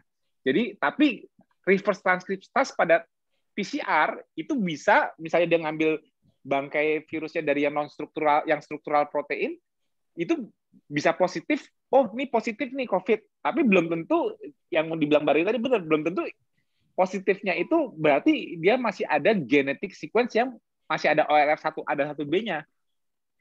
Nah, karena kuncinya itu di open reading frame-nya. Karena apa? Replikasinya itu paling utama itu di ORF-nya, karena dia akan membentuk namanya, ini nggak khusus, ini jalurnya nanti seperti ini, keluarnya sampai viral ini seperti ini ya. Aku nggak jelasin semua ya. Tapi aku langsung mau jelasin ke kuncinya di sini, RDRP. Nah, ini kuncinya nih. RNA genome positive sense-nya. Nih, ribosom yang pertama kali yang paling penting itu ya RDRP ini. Karena RDRP ini yang membuat sifat hidupnya dari suatu sequence materi, walaupun dia bukan benda hidup, tapi kalau RDRP ini masih ada di strukturalnya, dalam complete genomnya, itu yang inisiasi awalnya untuk replikasi struktural dan non-strukturalnya. Jadi kalau kita lihat, ini sequence-nya dari berbagai macam-macam virus, Kalau ini virus bangkai virus, posisi RDRP ini biasanya udah nggak ada, ataupun udah ada tapi yang lainnya nggak melengkapi. Jadi hanya potongan genetik. Tapi kalau di reverse transkriptase ini ketahuan ini sama kayak COVID. Tapi makanya kan positif PCR-nya. Tapi belum tentu dia dalam whole sequence yang bisa memicu seperti ini. Kalau ada di dalam sel, karena dia butuh apa? Dia butuh positif sense yang untuk pertama diaktifkan oleh ribosom, akhirnya dia memicu translasi dari polimeras proteinnya. Jadi RDRP itu polimeras protein yang untuk memicu terjadinya sintesis oleh inang. Inang itu mau mensintesis, inangnya itu alveolar cell mau mensintesis kalau ada genomik RDRP-nya ini. Nah, ini lebih detailnya dari penjelasan Mbak Ririn. Tapi yang dimaksud Mbak Ririn benar. Positifnya itu bukan gold standar. Kenapa? Karena nggak bisa melihat whole genomnya masih mengandung ORF1A dan 1B-nya itu belum sampai sequence. Nyambung nggak kira-kira nih? Nyambung nggak? Lumayan. Tapi intinya yang dibilang Mbak Rin tadi benar. Kalau virus itu memang bukan benda hidup, tanpa dia punya inang, dia itu cuman virion kayak gini nih. Jadi kayak cuman virion, cuman materi genetik yang misalnya nempel di ini dia pun nggak bisa bergerak, nggak punya flagellum, nggak bisa kemana-mana. Dia terbawa angin, terbawa apa, tertempel di mana. Dia untuk transfernya itu tidak seperti kalau bakteri kan mungkin ada yang bisa transisi bergerak sendiri. Tapi kalau virus benar-benar dia mengandalkan inangnya, ejektori dari inangnya dan sebagainya. Nah, jadi virus itu kalau sampai virus ini, jadi dari sisi Mbak lihat dari sisi mikrobiologi nih Mbak. Ini akal sekarang ngomong Mbak Ririn. Mbak setuju nggak? Yang membuat virus berbahaya itu ialah kalau imunopatologinya. Kalau virusnya, coba Mbak bayangin, virus itu kan cuma masuk, kita replikasiin. Yang mereplikasikan itu kita, bukan perintah dari virusnya sebetulnya. Dia cuma mengandung genome sequence yang bisa memicu replikasinya. Jadi kalau kita good host sebagai virus, berarti sebetulnya kalau bakteri kan beda, bakteri bisa overgrowth. Misalnya ada gula, dia overgrowth, dia merugikan hostnya. Jadi tadinya simbiosis, dia malah jadi dysbiosis misalnya karena dia overgrowth. Itu kan bakteri. Tapi kalau virus, itu benar-benar kayak kita perang melawan diri sendiri saat terinfeksi. Bagaimana kita bisa kontrol, kita tidak mereplikasikannya, respon imun kita tidak over menghadapinya. Karena yang membunuh kita kalau kita keinfeksi virus, itu jatuhnya imunopatologi. Artinya imun kita sendiri yang membunuh kita karena kita membiarkan replikasinya, kita menjadi carrier, tapi kita juga usaha kita untuk melawan balik virusnya ini memicu overwhelm, sehingga inflamasi kita meningkat, dan kita akhirnya kalahnya itu dengan inflamasi yang kita hasilkan sendiri. Bukan virusnya yang virusnya mensekretkan suatu zat apapun, racun dan sebagainya, kan nggak ada kan? Ya. Jadi si virus ini, saya sederhanakan ya Mas Tio ya. Ya, bagus ya. Tolongin Mbak. Tolong disederhanakan. Saya aja liar dengar Mas Tio kuliah begitu. Dia memang bergumul Mbak. Kalau yang kayak begini teknikal susah. Iya, aku berusaha sederhanain susah banget. Jadi kalau ya betul. Jadi gini, virus itu sebetulnya dia punya virulennya itu disebut virulensi itu adalah daya tular atau daya yang membuat dia itu menjadi sakit. Kita tuh menjadi sakit gara-gara si virus itu. Virulensi itu juga bisa dianalogikan dengan penyebarannya yang mudah gitu kan. Jadi virulensinya tinggi. Jadi makin mudah menyebar ke orang dari satu orang ke orang lain gitu. Yes. Nah, terkait dengan virulensinya, jadi si sequence dari si SARS-CoV-2 ini ada sebetulnya dia tidak memakan tubuh kita gitu loh. Dia tidak memakan sel kita, tapi dia membuat sel kita itu berespon berlebihan. Itu cerita. Nah, itu sederhananya betul. Itu maksudnya adalah virulensi gitu. Sama dengan TB. Sebetulnya TB itu tidak bikin kita sakit. Tapi dengan adanya TB tersebut, dia cuma diem aja, tubuh kita tuh berespon berlebihan. Makanya dengan respon berlebihannya, kenapa dia bawa pasukannya kayak leukosit, limfosit itu makrofag itu semuanya bertempur dan mengepung si TB tersebut. Sehingga akhirnya penampakan di paru itu ada suatu perkijuan atau suatu kayak kavitas gitu ya, bulat. Itu sel imun, betul. Nah, itu tuh sebetulnya adalah respon imun kita. Jadi bukan TB-nya yang merusak gitu. Betul sekali. Terus tapi sama, karena COVID juga segitu sama. Ya, tapi karena TB itu terus berkembang dan akhirnya si respon tubuh kita itu kalah, sehingga akhirnya menjadi perkijuan, disebut perkijuan. Kenapa? Makanya makanan-makanan kita tuh awalnya saya nggak suka dengan keju. Kenapa? Karena saya ingat dengan perkijuan itu. Iya. Dan ingat pus, Mas. Pus itu nanah. Iya tahu. Jadi semua sel-sel imun kita itu akhirnya leleh gitu loh. Dan ketika leleh pecah, kavitasnya pecah, sehingga makanya ada batuk darah, batuk nanah kayak gitu. Itulah. Ya itu sebetulnya disebutnya imunopatologi. Jadi kalau kita berhasil menciptakan immunity, kekebalan, gini. Kalau virus itu aku ngeliatnya gini, kalau kita bisa mengalahkan virus dan kita membuat antibodi, itu kan disebut punya immunity terhadap virus tersebut. Tapi kalau sampai kita kalah karena imun kita overwhelm, imun kita sendiri yang menyebabkan banyak kerusakan. Jadi gini, virus atau bakteri itu yang membunuh itu kadang-kadang collateral damage-nya. Collateral itu bahasa Indonesia apa ya? Collateral damage. Hasil kerusakan dari perang. Kerusakan paru-parunya dari perangnya, pembentukan fibrosisnya, atau efek inflamasinya akhirnya meningkatkan koagulasi di darah, D-dimernya meningkat. Jadi yang membunuh itu collateral damage dari efek respon imun kita sendiri. Makanya aku di KF itu kenapa kita harus jadi bad host? Artinya gini, bukan hanya kita membuat inangnya tidak pro untuk mensintesis replikasi virus, tapi juga gimana kita mengontrol respon imun kita. Karena kuncinya justru kita jangan membiarkan respon imun kita itu berlebihan, overreaktif. Karena imun kita itu pedang bermata dua.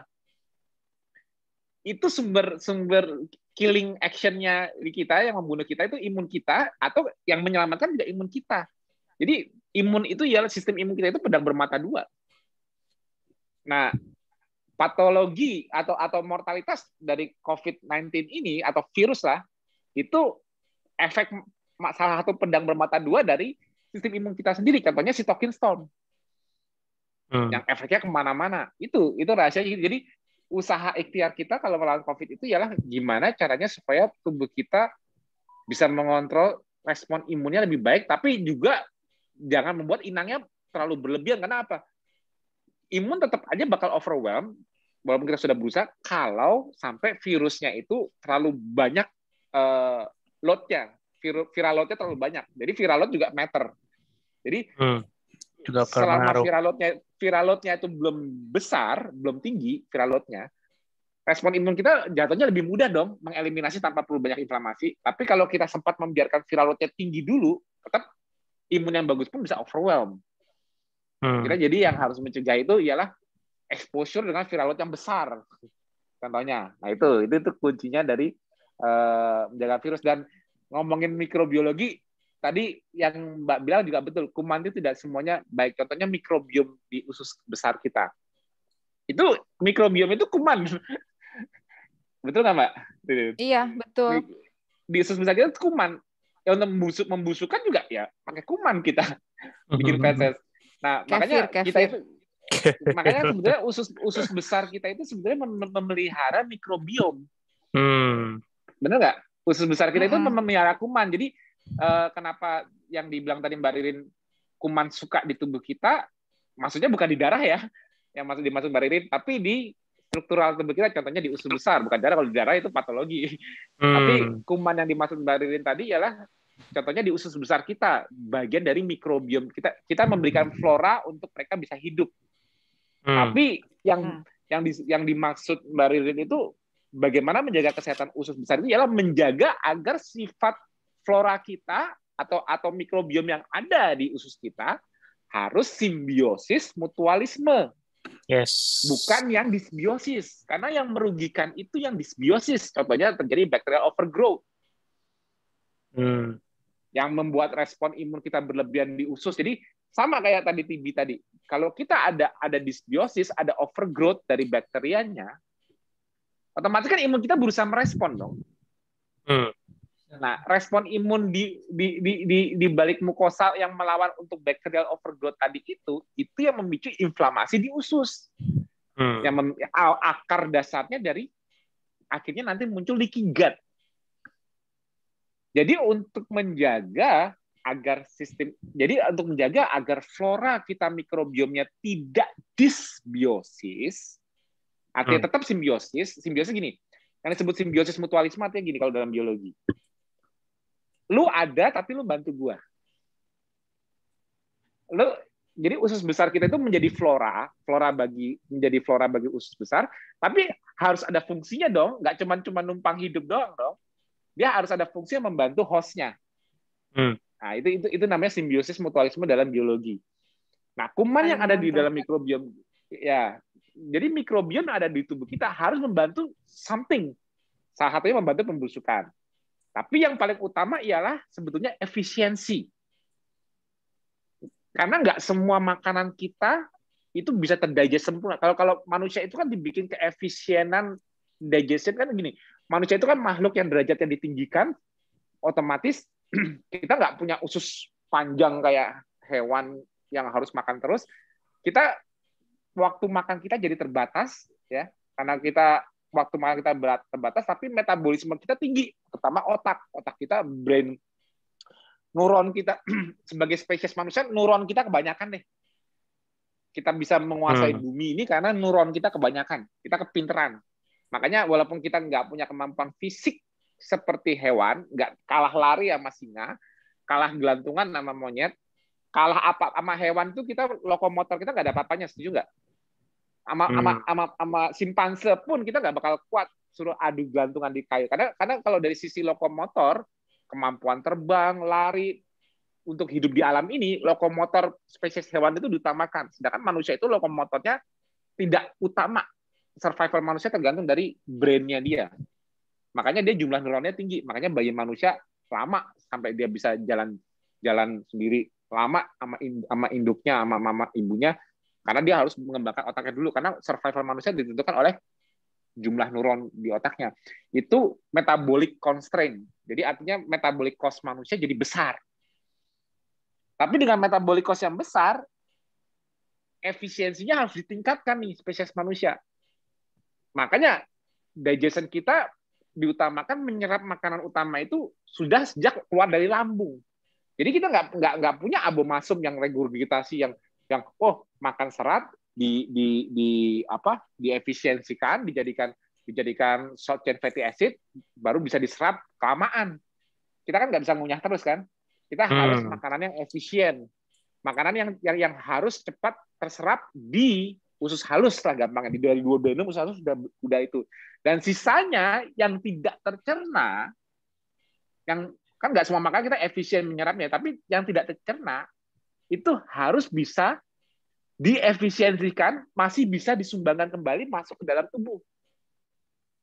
Nah, fungsi mikrobiom kita, selain pembusukan tadi itu, mikrobiom kita punya flora, kalau yang dibilang simbiosis mutualisme, artinya dia harus bisa membantu mengefisiensikan makanan yang kita makan dikelola dengan susah. Kalau kita hidup dalam alam liar kan kita harus nyari makanan dulu. Nggak bisa makanan setiap saat, kita kan nggak gantungan di pohon terus. Kita kan nggak. Kita mobile lah, kita makhluk mobile, kita nomadik. Aslinya manusia itu nomadik, berpindah-pindah, bergerak terus. Nah, jadi keefisiensian makanan itu ditingkatkan dengan floranya. Jadi apa yang tidak terserap di usus halus, tersisa di usus besar, itu harus bisa diolah dengan jalur fermentasi ya, kalau bakteri ya, kuman. Hasil fermentasinya harus bisa diutilisasi kembali. Contohnya menghasilkan butirat yang bisa dipakai kolonosid, menghasilkan propionat, menghasilkan asetat, yang bisa dikirim lagi ke liver menjadi bahan bakar atau bahan baku. Nah, Jadi mikrobiom yang dibilang memiliki bagaimana menjaga flora usus yang baik ialah jangan ada disbiosis. Itu yang penting. Kalau kuncinya punya yang baik, kita kan nggak bisa wah aku gimana cara menghindari ada pertumbuhan bakteri inilah, bakteri itu sulit kan? Tapi yang pasti jangan biarkan ada overgrowth atau disbiosis. Nah, basic principle untuk melihat, nah Mbak yang orang mikrobiologi bisa support aku nih sekarang. Basic principle dari kuman yang overgrowth, kultur yang paling baik kalau misalnya glikolisis. Jadi kalau dalam metabolik seluler itu glikolisisnya pasti tinggi. Jadi kalau kita memasukkan unsur makanan kita tinggi glukos, apapun yang tinggi gula atau glukosa, walaupun perkembangan bakteri itu berbagai substrat juga masuk, tapi glukosa terutama glikolisis, jalur glikolisis itu yang paling support, sama seperti virus. Kalau ini kenapa virus makin cepat replikasinya virus ini kalau jalur glikolisis tinggi. Jadi kalau substrat makanan kita itu banyak tinggi glukos yang bisa diutilisasi kembali, resiko overgrowth-nya lebih gede nggak untuk ada bakterial overgrowth yang akhirnya ujungnya memicu respon imun yang berlebihan, akhirnya inflamasi, akhirnya merugikan, akhirnya kita punya leaky gut, irritable bowel syndrome, betul nggak Mbak? Iya, betul Mas.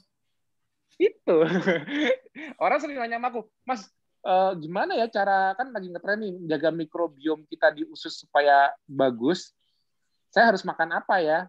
Makan apapun yang tidak memicu bacterial overgrowth. Cuma itu pesanku. Tidak memicu, artinya apa? Jadi kita jangan sampai muncul di populasi, di flora mikrobiom kita yang sifatnya overgrowth. Artinya berkembang cepat. Itu sifatnya malah jadi imunogenik nanti dia. Imunogenik itu artinya apa? Memicu respon imun. Malah jadi flora yang baik ialah di mana sel imun kita bisa melihat keberadaan kuman tersebut dan dia bisa toleransi, disebutnya imunotolerance. Tapi begitu ada properti dari mikrobiom yang overgrowth, berkembang cepat, replicate cepat sama kayak virus, itu sifatnya jadi imunogenik. Sifatnya jadi antigenik, malah memicu respon imun. Respon imun itu jelas inflammatory respon karena di balik mukosa kebanyakan kan innate immune system. Itulah yang ujung-ujungnya inflamasi di pencernaan kita, di usus kita meningkat, akhirnya menyebabkan permeabilitasnya juga meningkat. Akhirnya memunculkan berbagai macam kondisi masalah pencernaan. Efeknya nggak itu aja, karena itu membuat respon imun kita jadi over juga, inflamasi, ya kemana-mana. Karena usus kita terhubung dengan enteric nervous system, ya efeknya juga ke otak. Inflamasi di usus nyebrang ke inflamasi otak. Makanya gangguan otak, inflamnya ke usus. Inflam di usus, di pencernaan kita, juga gangguan ke otak. Karena terhubung dengan enteric nervous system. Itu koneksinya kenapa disebut the second brain. Disebutnya the second brain kenapa? Karena koneksinya. Koneksi dari lambung, vagus nerve. Koneksi enteric nervous system. Jadi, yang bisa menyeberangkan inflamasi sampai tercermin kita inflamasinya juga muncul di otak, walaupun bukan inflamasi berat, tapi kita jadi kayak muncul kayak gini nih, kalau kita misalnya stres atau anxiety, pasti kita kayak ada mual, inflame deh lambungnya. Kebalikan, kita makan salah atau apa yang membuat lambung kita inflame, impact-nya juga ke otak. Nah, itu yang aku bilang. Jadi, menjaga agar populasi mikrobiom atau kuman floranya. Gimana saya supaya punya pencernaan bagus? Ialah apa? Satu, jangan memicu overgrowth. Makanya, yang Mbak rasakan, mungkin yang Mbak Ririn rasakan juga begitu awalnya KF, ialah lambung nyaman nggak Mbak? Mungkin aku nggak tahu, mungkin Mbak dulu sebelum kalau telat makan apa mungkin ada asam lambung atau apa, ada mah. Tapi begitu nggak makan karbo lagi, yang pasti pencernaannya nyaman nggak? Nyaman Mas. Saya tuh GERD sama kalau belum cerita kan tadi ada GERD. makan dikit itu kembung. Jadi, iya, makanya kan nyambungnya fibromialgia juga, udah ada fibromialgia juga, itu sama. Malah dari SMP itu saya didiagnosisnya kolik bukan kolik ya. Radang usus ya, kolitis sampai di endoskopi, di anuskopi segala macam dari sejak SMP lo itu. Terus akhirnya ya itu obat-obat terus kan akhirnya. Habis itu baru muncul fibromialgianya ya. Fibromialgia itu setelah saya hamil. Habis Jadi itu sering itu ya. ya, makanya defisiensi vitamin D kan. Ya, jadi defisiensi vitamin D-nya bukan karena kurang vitamin dari matahari maupun makanan, tapi karena inflamasinya tinggi. Karena inflamasi tinggi itu yang menurunkan kadar vitamin D. Jadi karena kehamilan ya. Jadi bayinya ngambil dari tulang, terus akhirnya saya tulangnya jadi keropos. Pasti. Osteoporosis itu juga dikombinasi dengan inflamasi. Osteoporosis itu tidak terjadi tanpa kombinasi dari inflamasi. Jadi gini loh, konsep vitamin D itu, vitamin D yang kita ukur itu vitamin 25OH itu darah. Itu anggapannya kayak stok.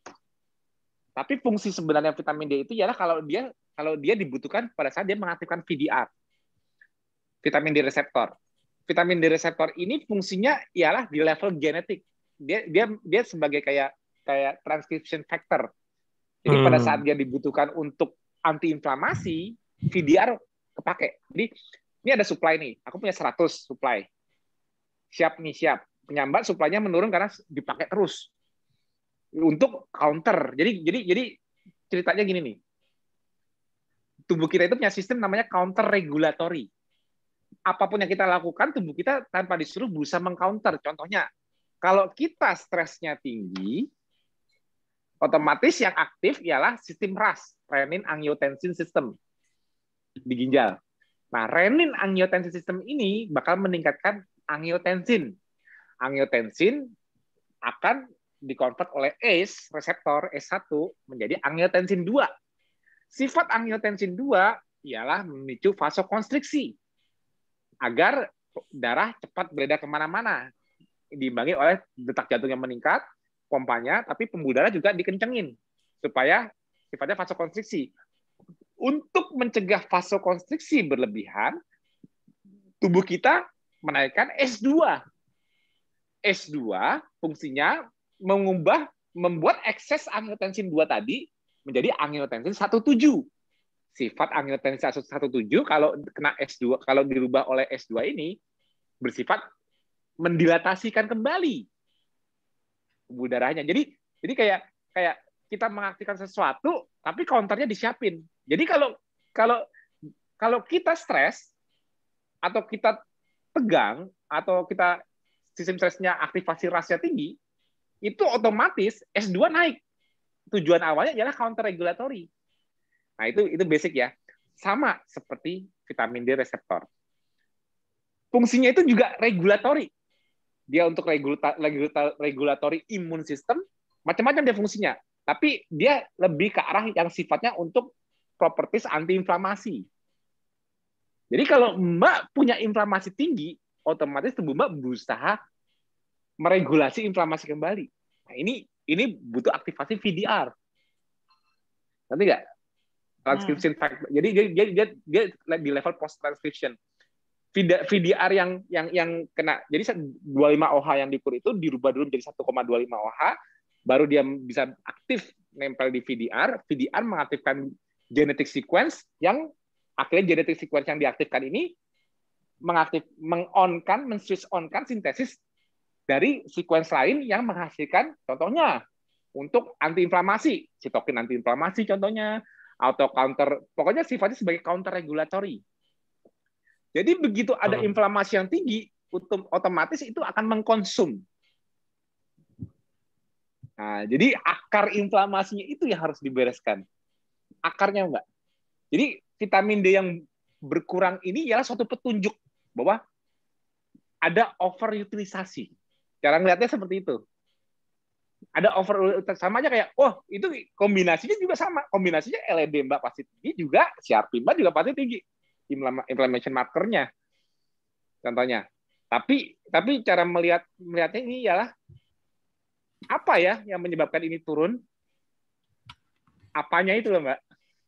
Ya. Nah, begitu Mbak KF, inflamasi turun nggak? LED saya sih nggak tinggi ya, Mas. Nggak, Pernah sih sempat maksudnya tinggi. kalau lagi ada gejala masa nggak tinggi? Kalau Mbak lagi pasti tinggi dong, inflamasi tinggi pasti LED naik dong. Iya, waktu itu sempat Kalau ada tinggi. gejala. Terus Jadi klinisnya gejalanya diturunin. ya Dengan kan, KF. tapi waktu itu pas waktu ngecek LED tinggi itu kan nggak tahu ini apa sih, inflamasinya ada di mana gitu. Itu kan nggak tahu. Itu kan ya emang nggak tahu. Itu kan secara global. Iya, Tapi betul. dengan KF itu mengkondisikan kita untuk menjadi anti-inflamasi. Itu PR-nya. Jadi kenapa aku bilang gaya hidup KF ini anti-inflamasi? Karena glycemic control. Karena Mbak secara suka nggak suka, mau nggak mau, kalau nggak makan karbo, tubuh harus hemat gula nggak? Kalau Harus Mbak apa, nggak makan Mas? karbo lagi, kan Mbak kan sebelumnya makan karbo. Nah, kalau Mbak nggak makan karbo lagi, artinya kan gula kan, glikemia kan nggak boleh turun dong. Walaupun kita nggak makan karbo kan tidak boleh terjadi hipoglikemia yang severe kan. Nggak boleh terlalu rendah sekali kan. Karena tubuh berusaha menjaga glikemianya walaupun tidak setinggi sebelumnya. Nah, kalau seseorang nggak makan karbo, berarti dia memberikan demand ke tubuh kita untuk menjaga glikemia secara mandiri nggak? Itu nggak? Artinya dengan gluconeogenesis di liver. Nah, kalau harus menjaga glikemia secara mandiri dengan gluconeogenesis di liver, kira-kira bablas aja apa dijaga agar hemat? Agar tidak. Nah, kalau dijaga agar hemat glikemianya, makanya tubuh kita kan switch menggunakan lemak, tidak tetap ngotot pakai gula. Kita harus jadi fat burning mode dengan ketosis, betul nggak? Ya. Ya, sehingga liver tidak dibebani untuk membuat gula banyak-banyak. Setuju? Nah, dengan demikian, segala proses inflamasi juga harus diturunkan nggak? Iya. Karena basic inflamasi kan high glycolysis. Jadi Mbak nggak tahu di mana proses inflamasi itu terjadi, tapi kalau Mbak nggak makan karbo, yang pasti ialah apa? Tubuh bakal berusaha untuk menurunkan apapun yang butuh gula tinggi nggak? Termasuk inflamasi. Iya, betul. Itu rahasianya. Jadi, secara systemic level, dikondisikan untuk hemat gula. Dan yang saya rasakan, kan makanya autofagi terjadi ya, di mana hepatitis B saya, HBsAg, jadi negatif. Kalau penanganan liver tuh kan selalu dikasihnya, harus makan yang manis-manis gitu kan, minum yang manis-manis. Aku heran. Begitu. Terus KF kan sepertinya sel-sel liver saya membaik gitu loh. Terus makanya saya nggak kembung lagi gitu. Karena begah dulu Mas Tio. Rasanya orang-orang kalau sakit liver kan rasanya begah ya, diisi sedikit begah. Lama masalah lambung terus pasti. Iya, cepat lemas, terus gampang lelah gitu kan. Nah, saya kan nggak sakit liver, nggak tanda-tanda inflamasi di liver tuh nggak ada. SGOT, SGPT saya normal, semuanya baik. Ada HBsAg-nya aja gitu kan. Dan LED yang agak tinggi. Nah, mungkin sebetulnya sudah ada peradangan di situ. Titik-titik. Cuman nggak kelihatan. Liver mungkin. Nah, jadi dengan Mbak ketosis aja, dengan satu ikhtiar tidak makan karbo aja, sebetulnya sih aku mau nasihatin 5-5-nya harus. Tadi sebelum Mbak masuk aku udah sempat nasihatin bahwa mengontrol glikemia itu tidak bisa dengan makan. Jadi gini, kita tidak makan karbo itu salah satu ikhtiar mengontrol glikemia. Karena apa? Karena begitu kita tidak makan karbo, terjadi metabolic switch. Metabolic switch yang dalam tujuan ialah apa? Jangan pakai gula. Maksudnya gini, jangan banyak pakai gula, sehingga biarkan liver mengontrol glikemia. Glikemia itu artinya kadar gula. Biarkan liver mengontrol glikemia, tapi tubuh kita lainnya harus mengalami metabolic switch, di mana kita lebih menggunakan substrat lain untuk bahan bakar dengan mitokondria. Jangan ngotot pakai gula lagi terus. Kenapa? Hostnya, inangnya nih, inang seluruh sel di tubuh kita, yaitu kita, itu tidak makan gula lagi, tidak makan sumber gula dari luar. Jadi liver itu kan sebetulnya kan kayak distributor, kayak manajer, substrat manajer deh, substrat manajer dari pencernaan, substrat manajer untuk untuk kebutuhan sel-sel lain. Jadi clue ketosis itu terjadinya di liver. Kalau kita tidak makan karbo, ketosis itu ialah clue bagi liver untuk metabolic switch. Metabolic switch-nya itu metabolic switch yang terjadi di liver impact ke seluruh sel-sel lain di tubuh untuk mengikuti metabolic switch yang sama, fat burning mode. Itu kuncinya. Kalau dengan hanya nggak makan karbo, dengan mengosongkan glikogen di liver, itu yang terjadi. Nah, kalau dia harus menjadi support untuk menjaga glikemia, tapi juga membuat ketosis, keton, untuk karena organ kontrol utama seluruh tubuh jelas otak dong. Makanya otak kan dengan sistem saraf yang menyebar ke seluruh tubuh, sistem biologinya, otak juga, kalau otak pakai keton, kalau liver udah ketosis, pasti otak juga ganti. Jangan gula lagi. Ini hostnya tidak menyeberangkan gula dari pencernaannya lagi. Sudah terdeteksi di liver. Tapi liver harus tetap menjaga glikemianya. Menjaga kebutuhan gula basicnya tetap ada. Nah, jadi basic metabolic switch-nya terjadi di liver, kontrolnya juga di otak. Nah, mau nggak mau, suka nggak suka, kalau dia harus jaga glikemia dan dia juga harus buat membuat keton, dan dia tidak pakai gula lagi, liver kan, bahkan tadi kan kalau ada masalah liver kan bilangnya kan dikasih gula. Betul nggak, Mbak? Karena apa? Karena masalah liver itu selalu terjadi di mitokondrianya. Jadi kalau Mbak melihat steatosis atau kerusakan liver apapun itu pasti kalau secara selularnya yang kalah, yang jelek, yang rusak ialah mitokondrianya. Makanya gula itu kompensasinya karena bisa menjadi ATP, NAD tanpa mitokondria. Skip, cepet. Tapi Mbak dengan nggak makan karbo dikondisikan liver harus rejuvenate. Harus, karena dia kan gini, aku nggak dikasih gula nih. Anggap aja aku sel liver, aku hepatocyte. Aku nggak dikasih gula lagi, hostnya nggak memasukkan gula dari mulutnya, tidak menyeberangkan gula dari hepatik portal, dari usus masuk ke hepatik portal, tidak ada masuk gula ke saya. Tapi saya harus jaga glikemia. Nah, sekarang aku tanya, basic banget nih biokimia. Mudah-mudahan masih ingat. Kalau dia harus jaga glikemia, berarti dia harus melakukan apa? Gluconeogenesis bukan? Kalau dia harus melakukan gluconeogenesis, substrat gluconeogenesis asalnya dari mana? Dari mitokondria bukan? Iya. Ya kan, bukan dari sitoplasma, dari mitokondria. Jadi apapun yang menjadi gula di liver itu pasti keluarnya dari jalur gluconeogenesis yang disebutkan namanya phosphoenolpyruvate (PEP). Enzimnya PEPCK. Berarti dia selalu menggunakan jalur kataplerosis dari mitokondria. Jadi kalau liver udah mulai ditugaskan untuk menjaga glikemia, trigger utama liver ialah apa? Rejuvenate, perbaiki mitokondrianya. Ingat, kalau liver rusak, mitokondrianya memburuk. Liver baik, mitokondria membaik.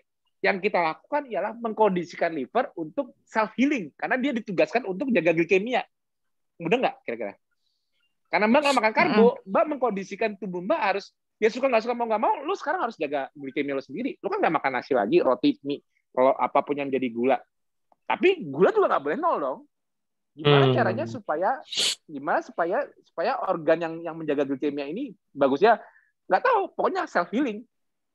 Akhirnya demand yang diberikan memicu respon. Responnya ialah ya gue harus mitokondria biogenesis. Karena gue butuh banyak mitokondria untuk menghasilkan substrat untuk gluconeogenesis. Itu baru untuk gluconeogenesis doang. Belum untuk ketogenesis. Si otak, bos kita yang paling utama, kalau hostnya, kalau kitanya nggak makan gula, masa dia suruh teriak-teriak gula terus? Dia kan harus pakai keton. Dia nggak bisa pakai lemak loh otak kita. Ada blood-brain barrier. Berarti liver makin wajib lagi memperbaiki mitokondria. Kenapa? Karena pembuatan keton terjadi di mana? Sitoplasma apa di mitokondria? Iya kan? Free acid masuknya ke mitokondria dulu, baru dirubah jadi keton. Ya. Baru ketonnya dilepas ke extrahepatic tissue, liver melepas ketonnya untuk apa? Untuk dipakai ketolisis dimanapun sel lain. Ketolisis kan terjadi di luar liver. Liver tidak punya enzim untuk menggunakan keton itu sendiri. Dia membuat keton, tapi dia tidak bisa menggunakan sendiri. Dia nggak punya enzim spotnya. Makanya dia lepas keluar. Nah, berarti karena harus jaga glikemia, jaga gula, karena harus menggantikan keton untuk otak, sebagai pemakai gula utama tadinya, kebutuhan untuk rejuvenasi mitokondria di liver makin penting nggak kalau dikondisikan tidak makan karbo? Makin penting. Nah, itu. Jadi ini menjawab kenapa, bahkan tadi bertanya, apa sel liver saya regenerasi ya, rejuvenasi ya? Mau nggak mau, suka nggak suka, mau Mbak harus jaga glikemia sendiri, mau Mbak harus memenuhi kebutuhan energi di otak-otak, begitu Mbak makan karbo, sel pertama yang wajib membaik duluan ialah apa? Liver. Liver kan liver kan petugas organ yang bertugas untuk substrat distribution, ya kan? Entah dari internal lemak yang lepas dari tubuh kita masuk liver dulu jadi keton, entah eksternal makanan dari mulut kita masuk ke otak, masuk ke hepatic portal. Kan hepatic portal kan kontrolnya glukosa sama amino acid. Masuknya dari situ. Kalau lemak kan memang kalau lemak yang long chain kan lewat limfatik. Tapi kalau amino acid dan glukosa kan kontrolnya hepatic portal. Jadi begitu di hepatic portal tidak ada masuknya glukosa, hanya amino acid contohnya, berarti dia langsung ditugaskan untuk kontrol glikemia. Selesai. Itulah ya kenapa. Nah. Mas Tio. Ya. Mas Tio baterainya alkalin berapa sih?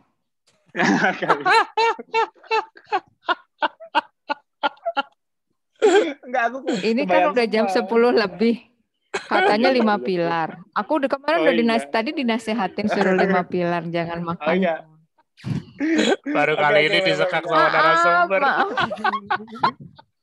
Thank you loh, Pak. Thank you loh. Thank you, jam 10 benar. Ya, sekalian juga. Hanya saya ya yang berani begini ya.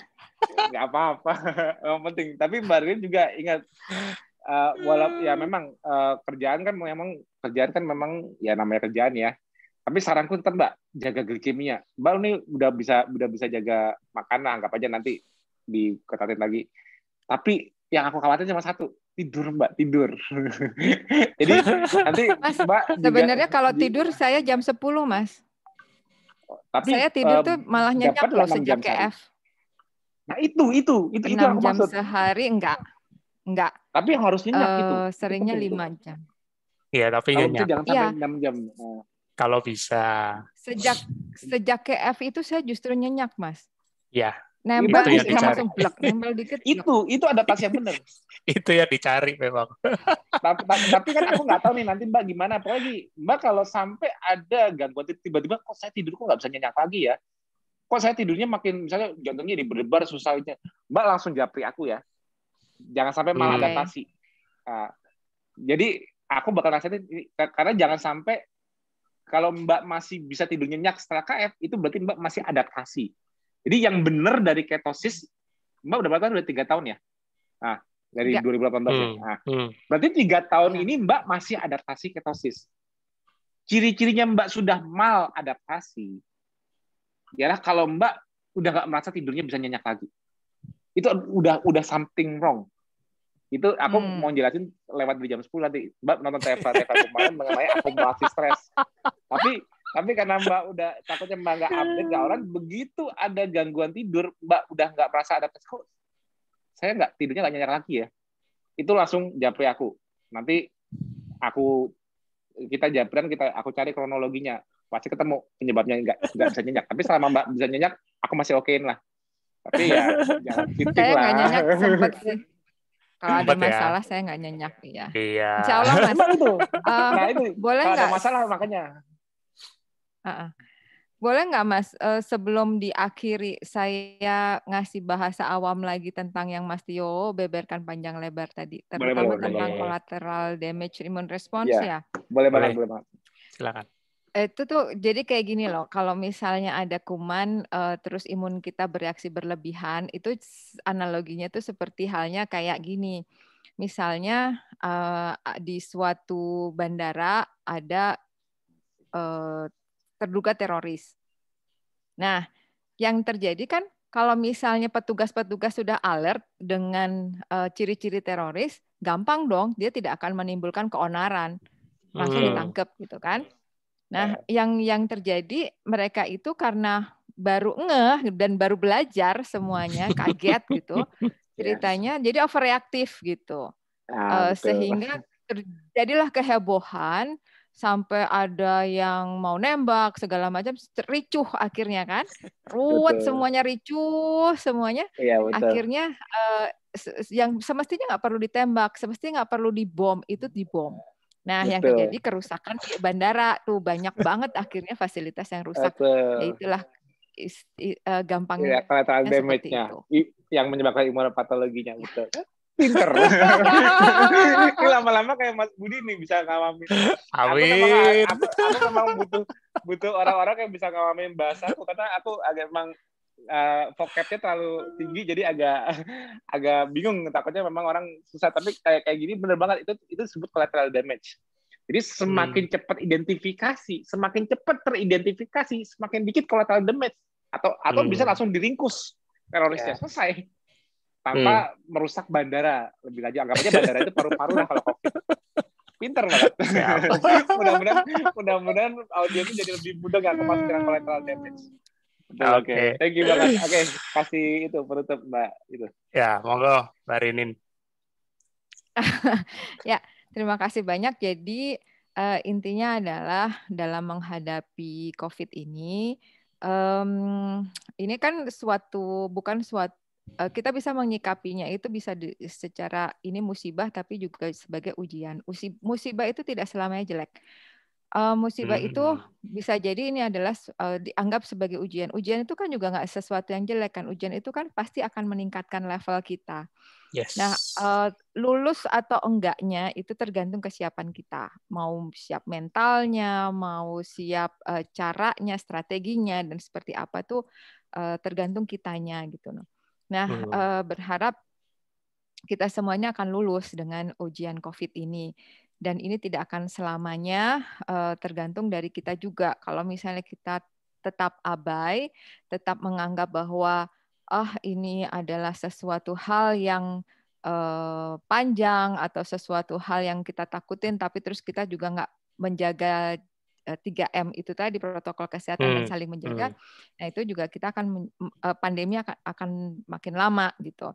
Nah, satu hal yang perlu dipelajari lagi bahwa COVID ini satu sisi adalah kita disuruh untuk saling menjauhi, tapi sebetulnya adalah dengan COVID ini kita saling menjaga. Artinya menjaga adalah walaupun kita jaga jarak itu untuk menjaga supaya orang lain nggak tertular gitu loh, supaya kita juga nggak tertular. Ketika kita nggak tertular berarti komunitas di sekitar kita itu tidak tertular gitu. Nah itu hebatnya pelajaran yang bisa diambil dari COVID ini. Dan kalau misalnya nggak gara-gara COVID ini juga saya mungkin nggak akan diundang ke sini, nggak hadir di Mas Tio. Pengalaman hepatitisnya juga keren Mbak, itu inspiratif banget. Jadi memang ada kasus-kasusnya, aku nggak ada kasus-kasus yang alhamdulillah sama kayak Mbak, ya aku nggak bisa buka identitasnya, tapi memang ada yang di Japrian juga bilang sama kayak Mbak, hepatitis B-nya negatif, jadi negatif, tapi ada juga yang enggak. Ada yang masih tetap persisten. Jadi aku nggak mau menyamakan, tapi banyak yang jadi aku nggak bilang dengan KF hepatitis B bisa sembuh ya, karena dari yang Japrian itu ada yang benar bisa hilang persis kayak Mbak. Tapi ada juga yang masih persisten, nggak bisa hilang. Tapi kuncinya menjaga bagaimana kita tidak jadi good host terhadap si hepatitis B. Itu dong kuncinya. Ada nggak masalah, ada nggak apa-apa. Yang penting dorman di situ. Karena dia embedded di DNA. Dia walaupun di RNA, tapi dia sifatnya embedded di DNA. Ya sama kayak HIV. Sifatnya kayak gitu. Dan di KF ini. Dan menurut saya kalau di KF ini adalah kita kan punya pengalaman hidup pasti masing-masing, jalan hidup masing-masing. Jadi nggak bisa sama, nggak bisa disamakan gitu ya. Terus nggak bisa seperti semua itu seolah-olah seperti Mas Tio yang harus perfect, yang sangat perfect gitulah dalam menjaga KF-nya. Gitu. Harus perfect kalau Mas Tio, kalau yang lain boleh. Nanti nggak ada role modelnya. Nah, jadi artinya kita punya perjalanan sendiri lah. Our journey itu nggak bisa disamakan gitu kan dengan orang lain gitu. Ya intinya saling dukung, saling support gitu ya. Justru waktu itu awal-awal saya di KF tuh malah tadinya masuk grup pembimbingan gitu lewat Facebook itu kan. Itu malah saya stres. Stres bukan karena suhunya, bukan karena tutornya, bukan. Beliau itu malah sangat support gitu. Tapi justru stres karena audiensnya, pesertanya. Ya, oh itu nggak boleh, oh itu nggak boleh, oh itu saya stres. Aduh, saya nggak bahagia kalau misalnya kayak gini caranya ngejalaninnya nggak ikhlas. Jadi akhirnya saya keluar dan alhamdulillah ada dibuka yang KF Nakes itu di Telegram. Itu agak rilis. Makanya kata pembuka pertama saya waktu kenalan di Telegram itu, alhamdulillah ada grup ini, saya udah bisa lepas dari grup yang sana, saya stres. Ya kalau yang untuk teknik kan Japri aku juga nggak apa-apa kok, kan open. Kan memang dari dulu sebenarnya saya Japri sama Mas Tio gitu awal-awal gitu, dan Mas Tio selalu jawab gitu, cuman kita nggak pernah intens gitu kan dengan ini. Terus kemudian kemarin dilalahnya ada qadarullah ada sesuatu hal yang saya butuh support Mas Tio, terus kemudian kita nyambung gitu. Selama ini saya lewat Mbak Siti Chandra aja gitu, Mbak ada pertemuan bahkan sampai beliau jadi narasumber waktu di KF dulu ya, TFH dulu tuh aku sebelahan sama dia. Jadi kita sekamar di hotel kan, kita diinapkan di hotel gitu. Jadi dia lagi jadi narasumber, aku di sebelahnya gitu. Apa sih yang dibicarain? Jadi saya ada di belakang kamera. Oke. Luar biasa. Kalau sekarang udah kenal, jadi kalau ada apa-apa langsung Japri aja. Jangan ngomong, terutama pesan begitu ada gangguan tidur, jangan sepelekan. Pokoknya orang-orang yang udah lama KF ini, aku sekarang ngingetin tidurnya. Jadi nanti kita bisa runut ke belakang. Kok aku kalau aku masih dengar Mbak, wah saya sejak KF tidur nyenyak, sampai sekarang masih tidur nyenyak. Oke, aku masih fine. Berarti anggap aja, soalnya tercerminnya gangguan di 5 pilar itu ujung-ujungnya nanti tidurnya. Jadi kalau ada satu di situ, kita baiknya cepat ngeberesin sebelum sampai nanti aku kok nggak bisa ngerasain keto seperti di awal ya. Kok aku malah sekarang gampang lemes, gampang apa. Aku nggak mau sampai Mbak ngalamin itu. Makanya kalau memang ada sesuatu yang sampai tidur terganggu tapi nggak bisa ngidentifikasi, Japri aku. Siap.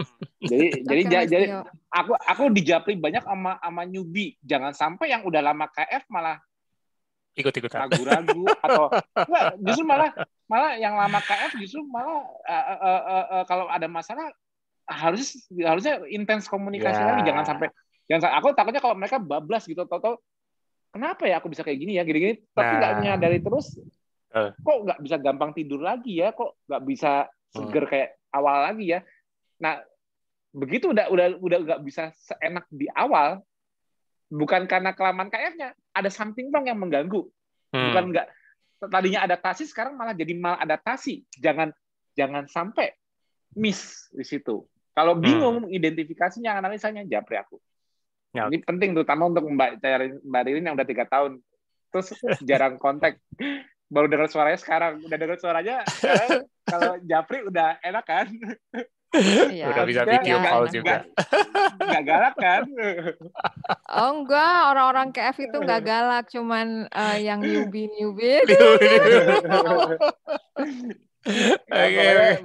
Makanya jangan sampai pesanku diingat, mulai kalau ada apa laporin aja, maksudnya insya Allah aku bantu cari solusinya, harus bisa cepat identifikasi. Tapi dan sarannya Mbak Siti Chandra untuk tidur apa-apa juga didengerin kalau konsul sama Mbak Siti Chandra.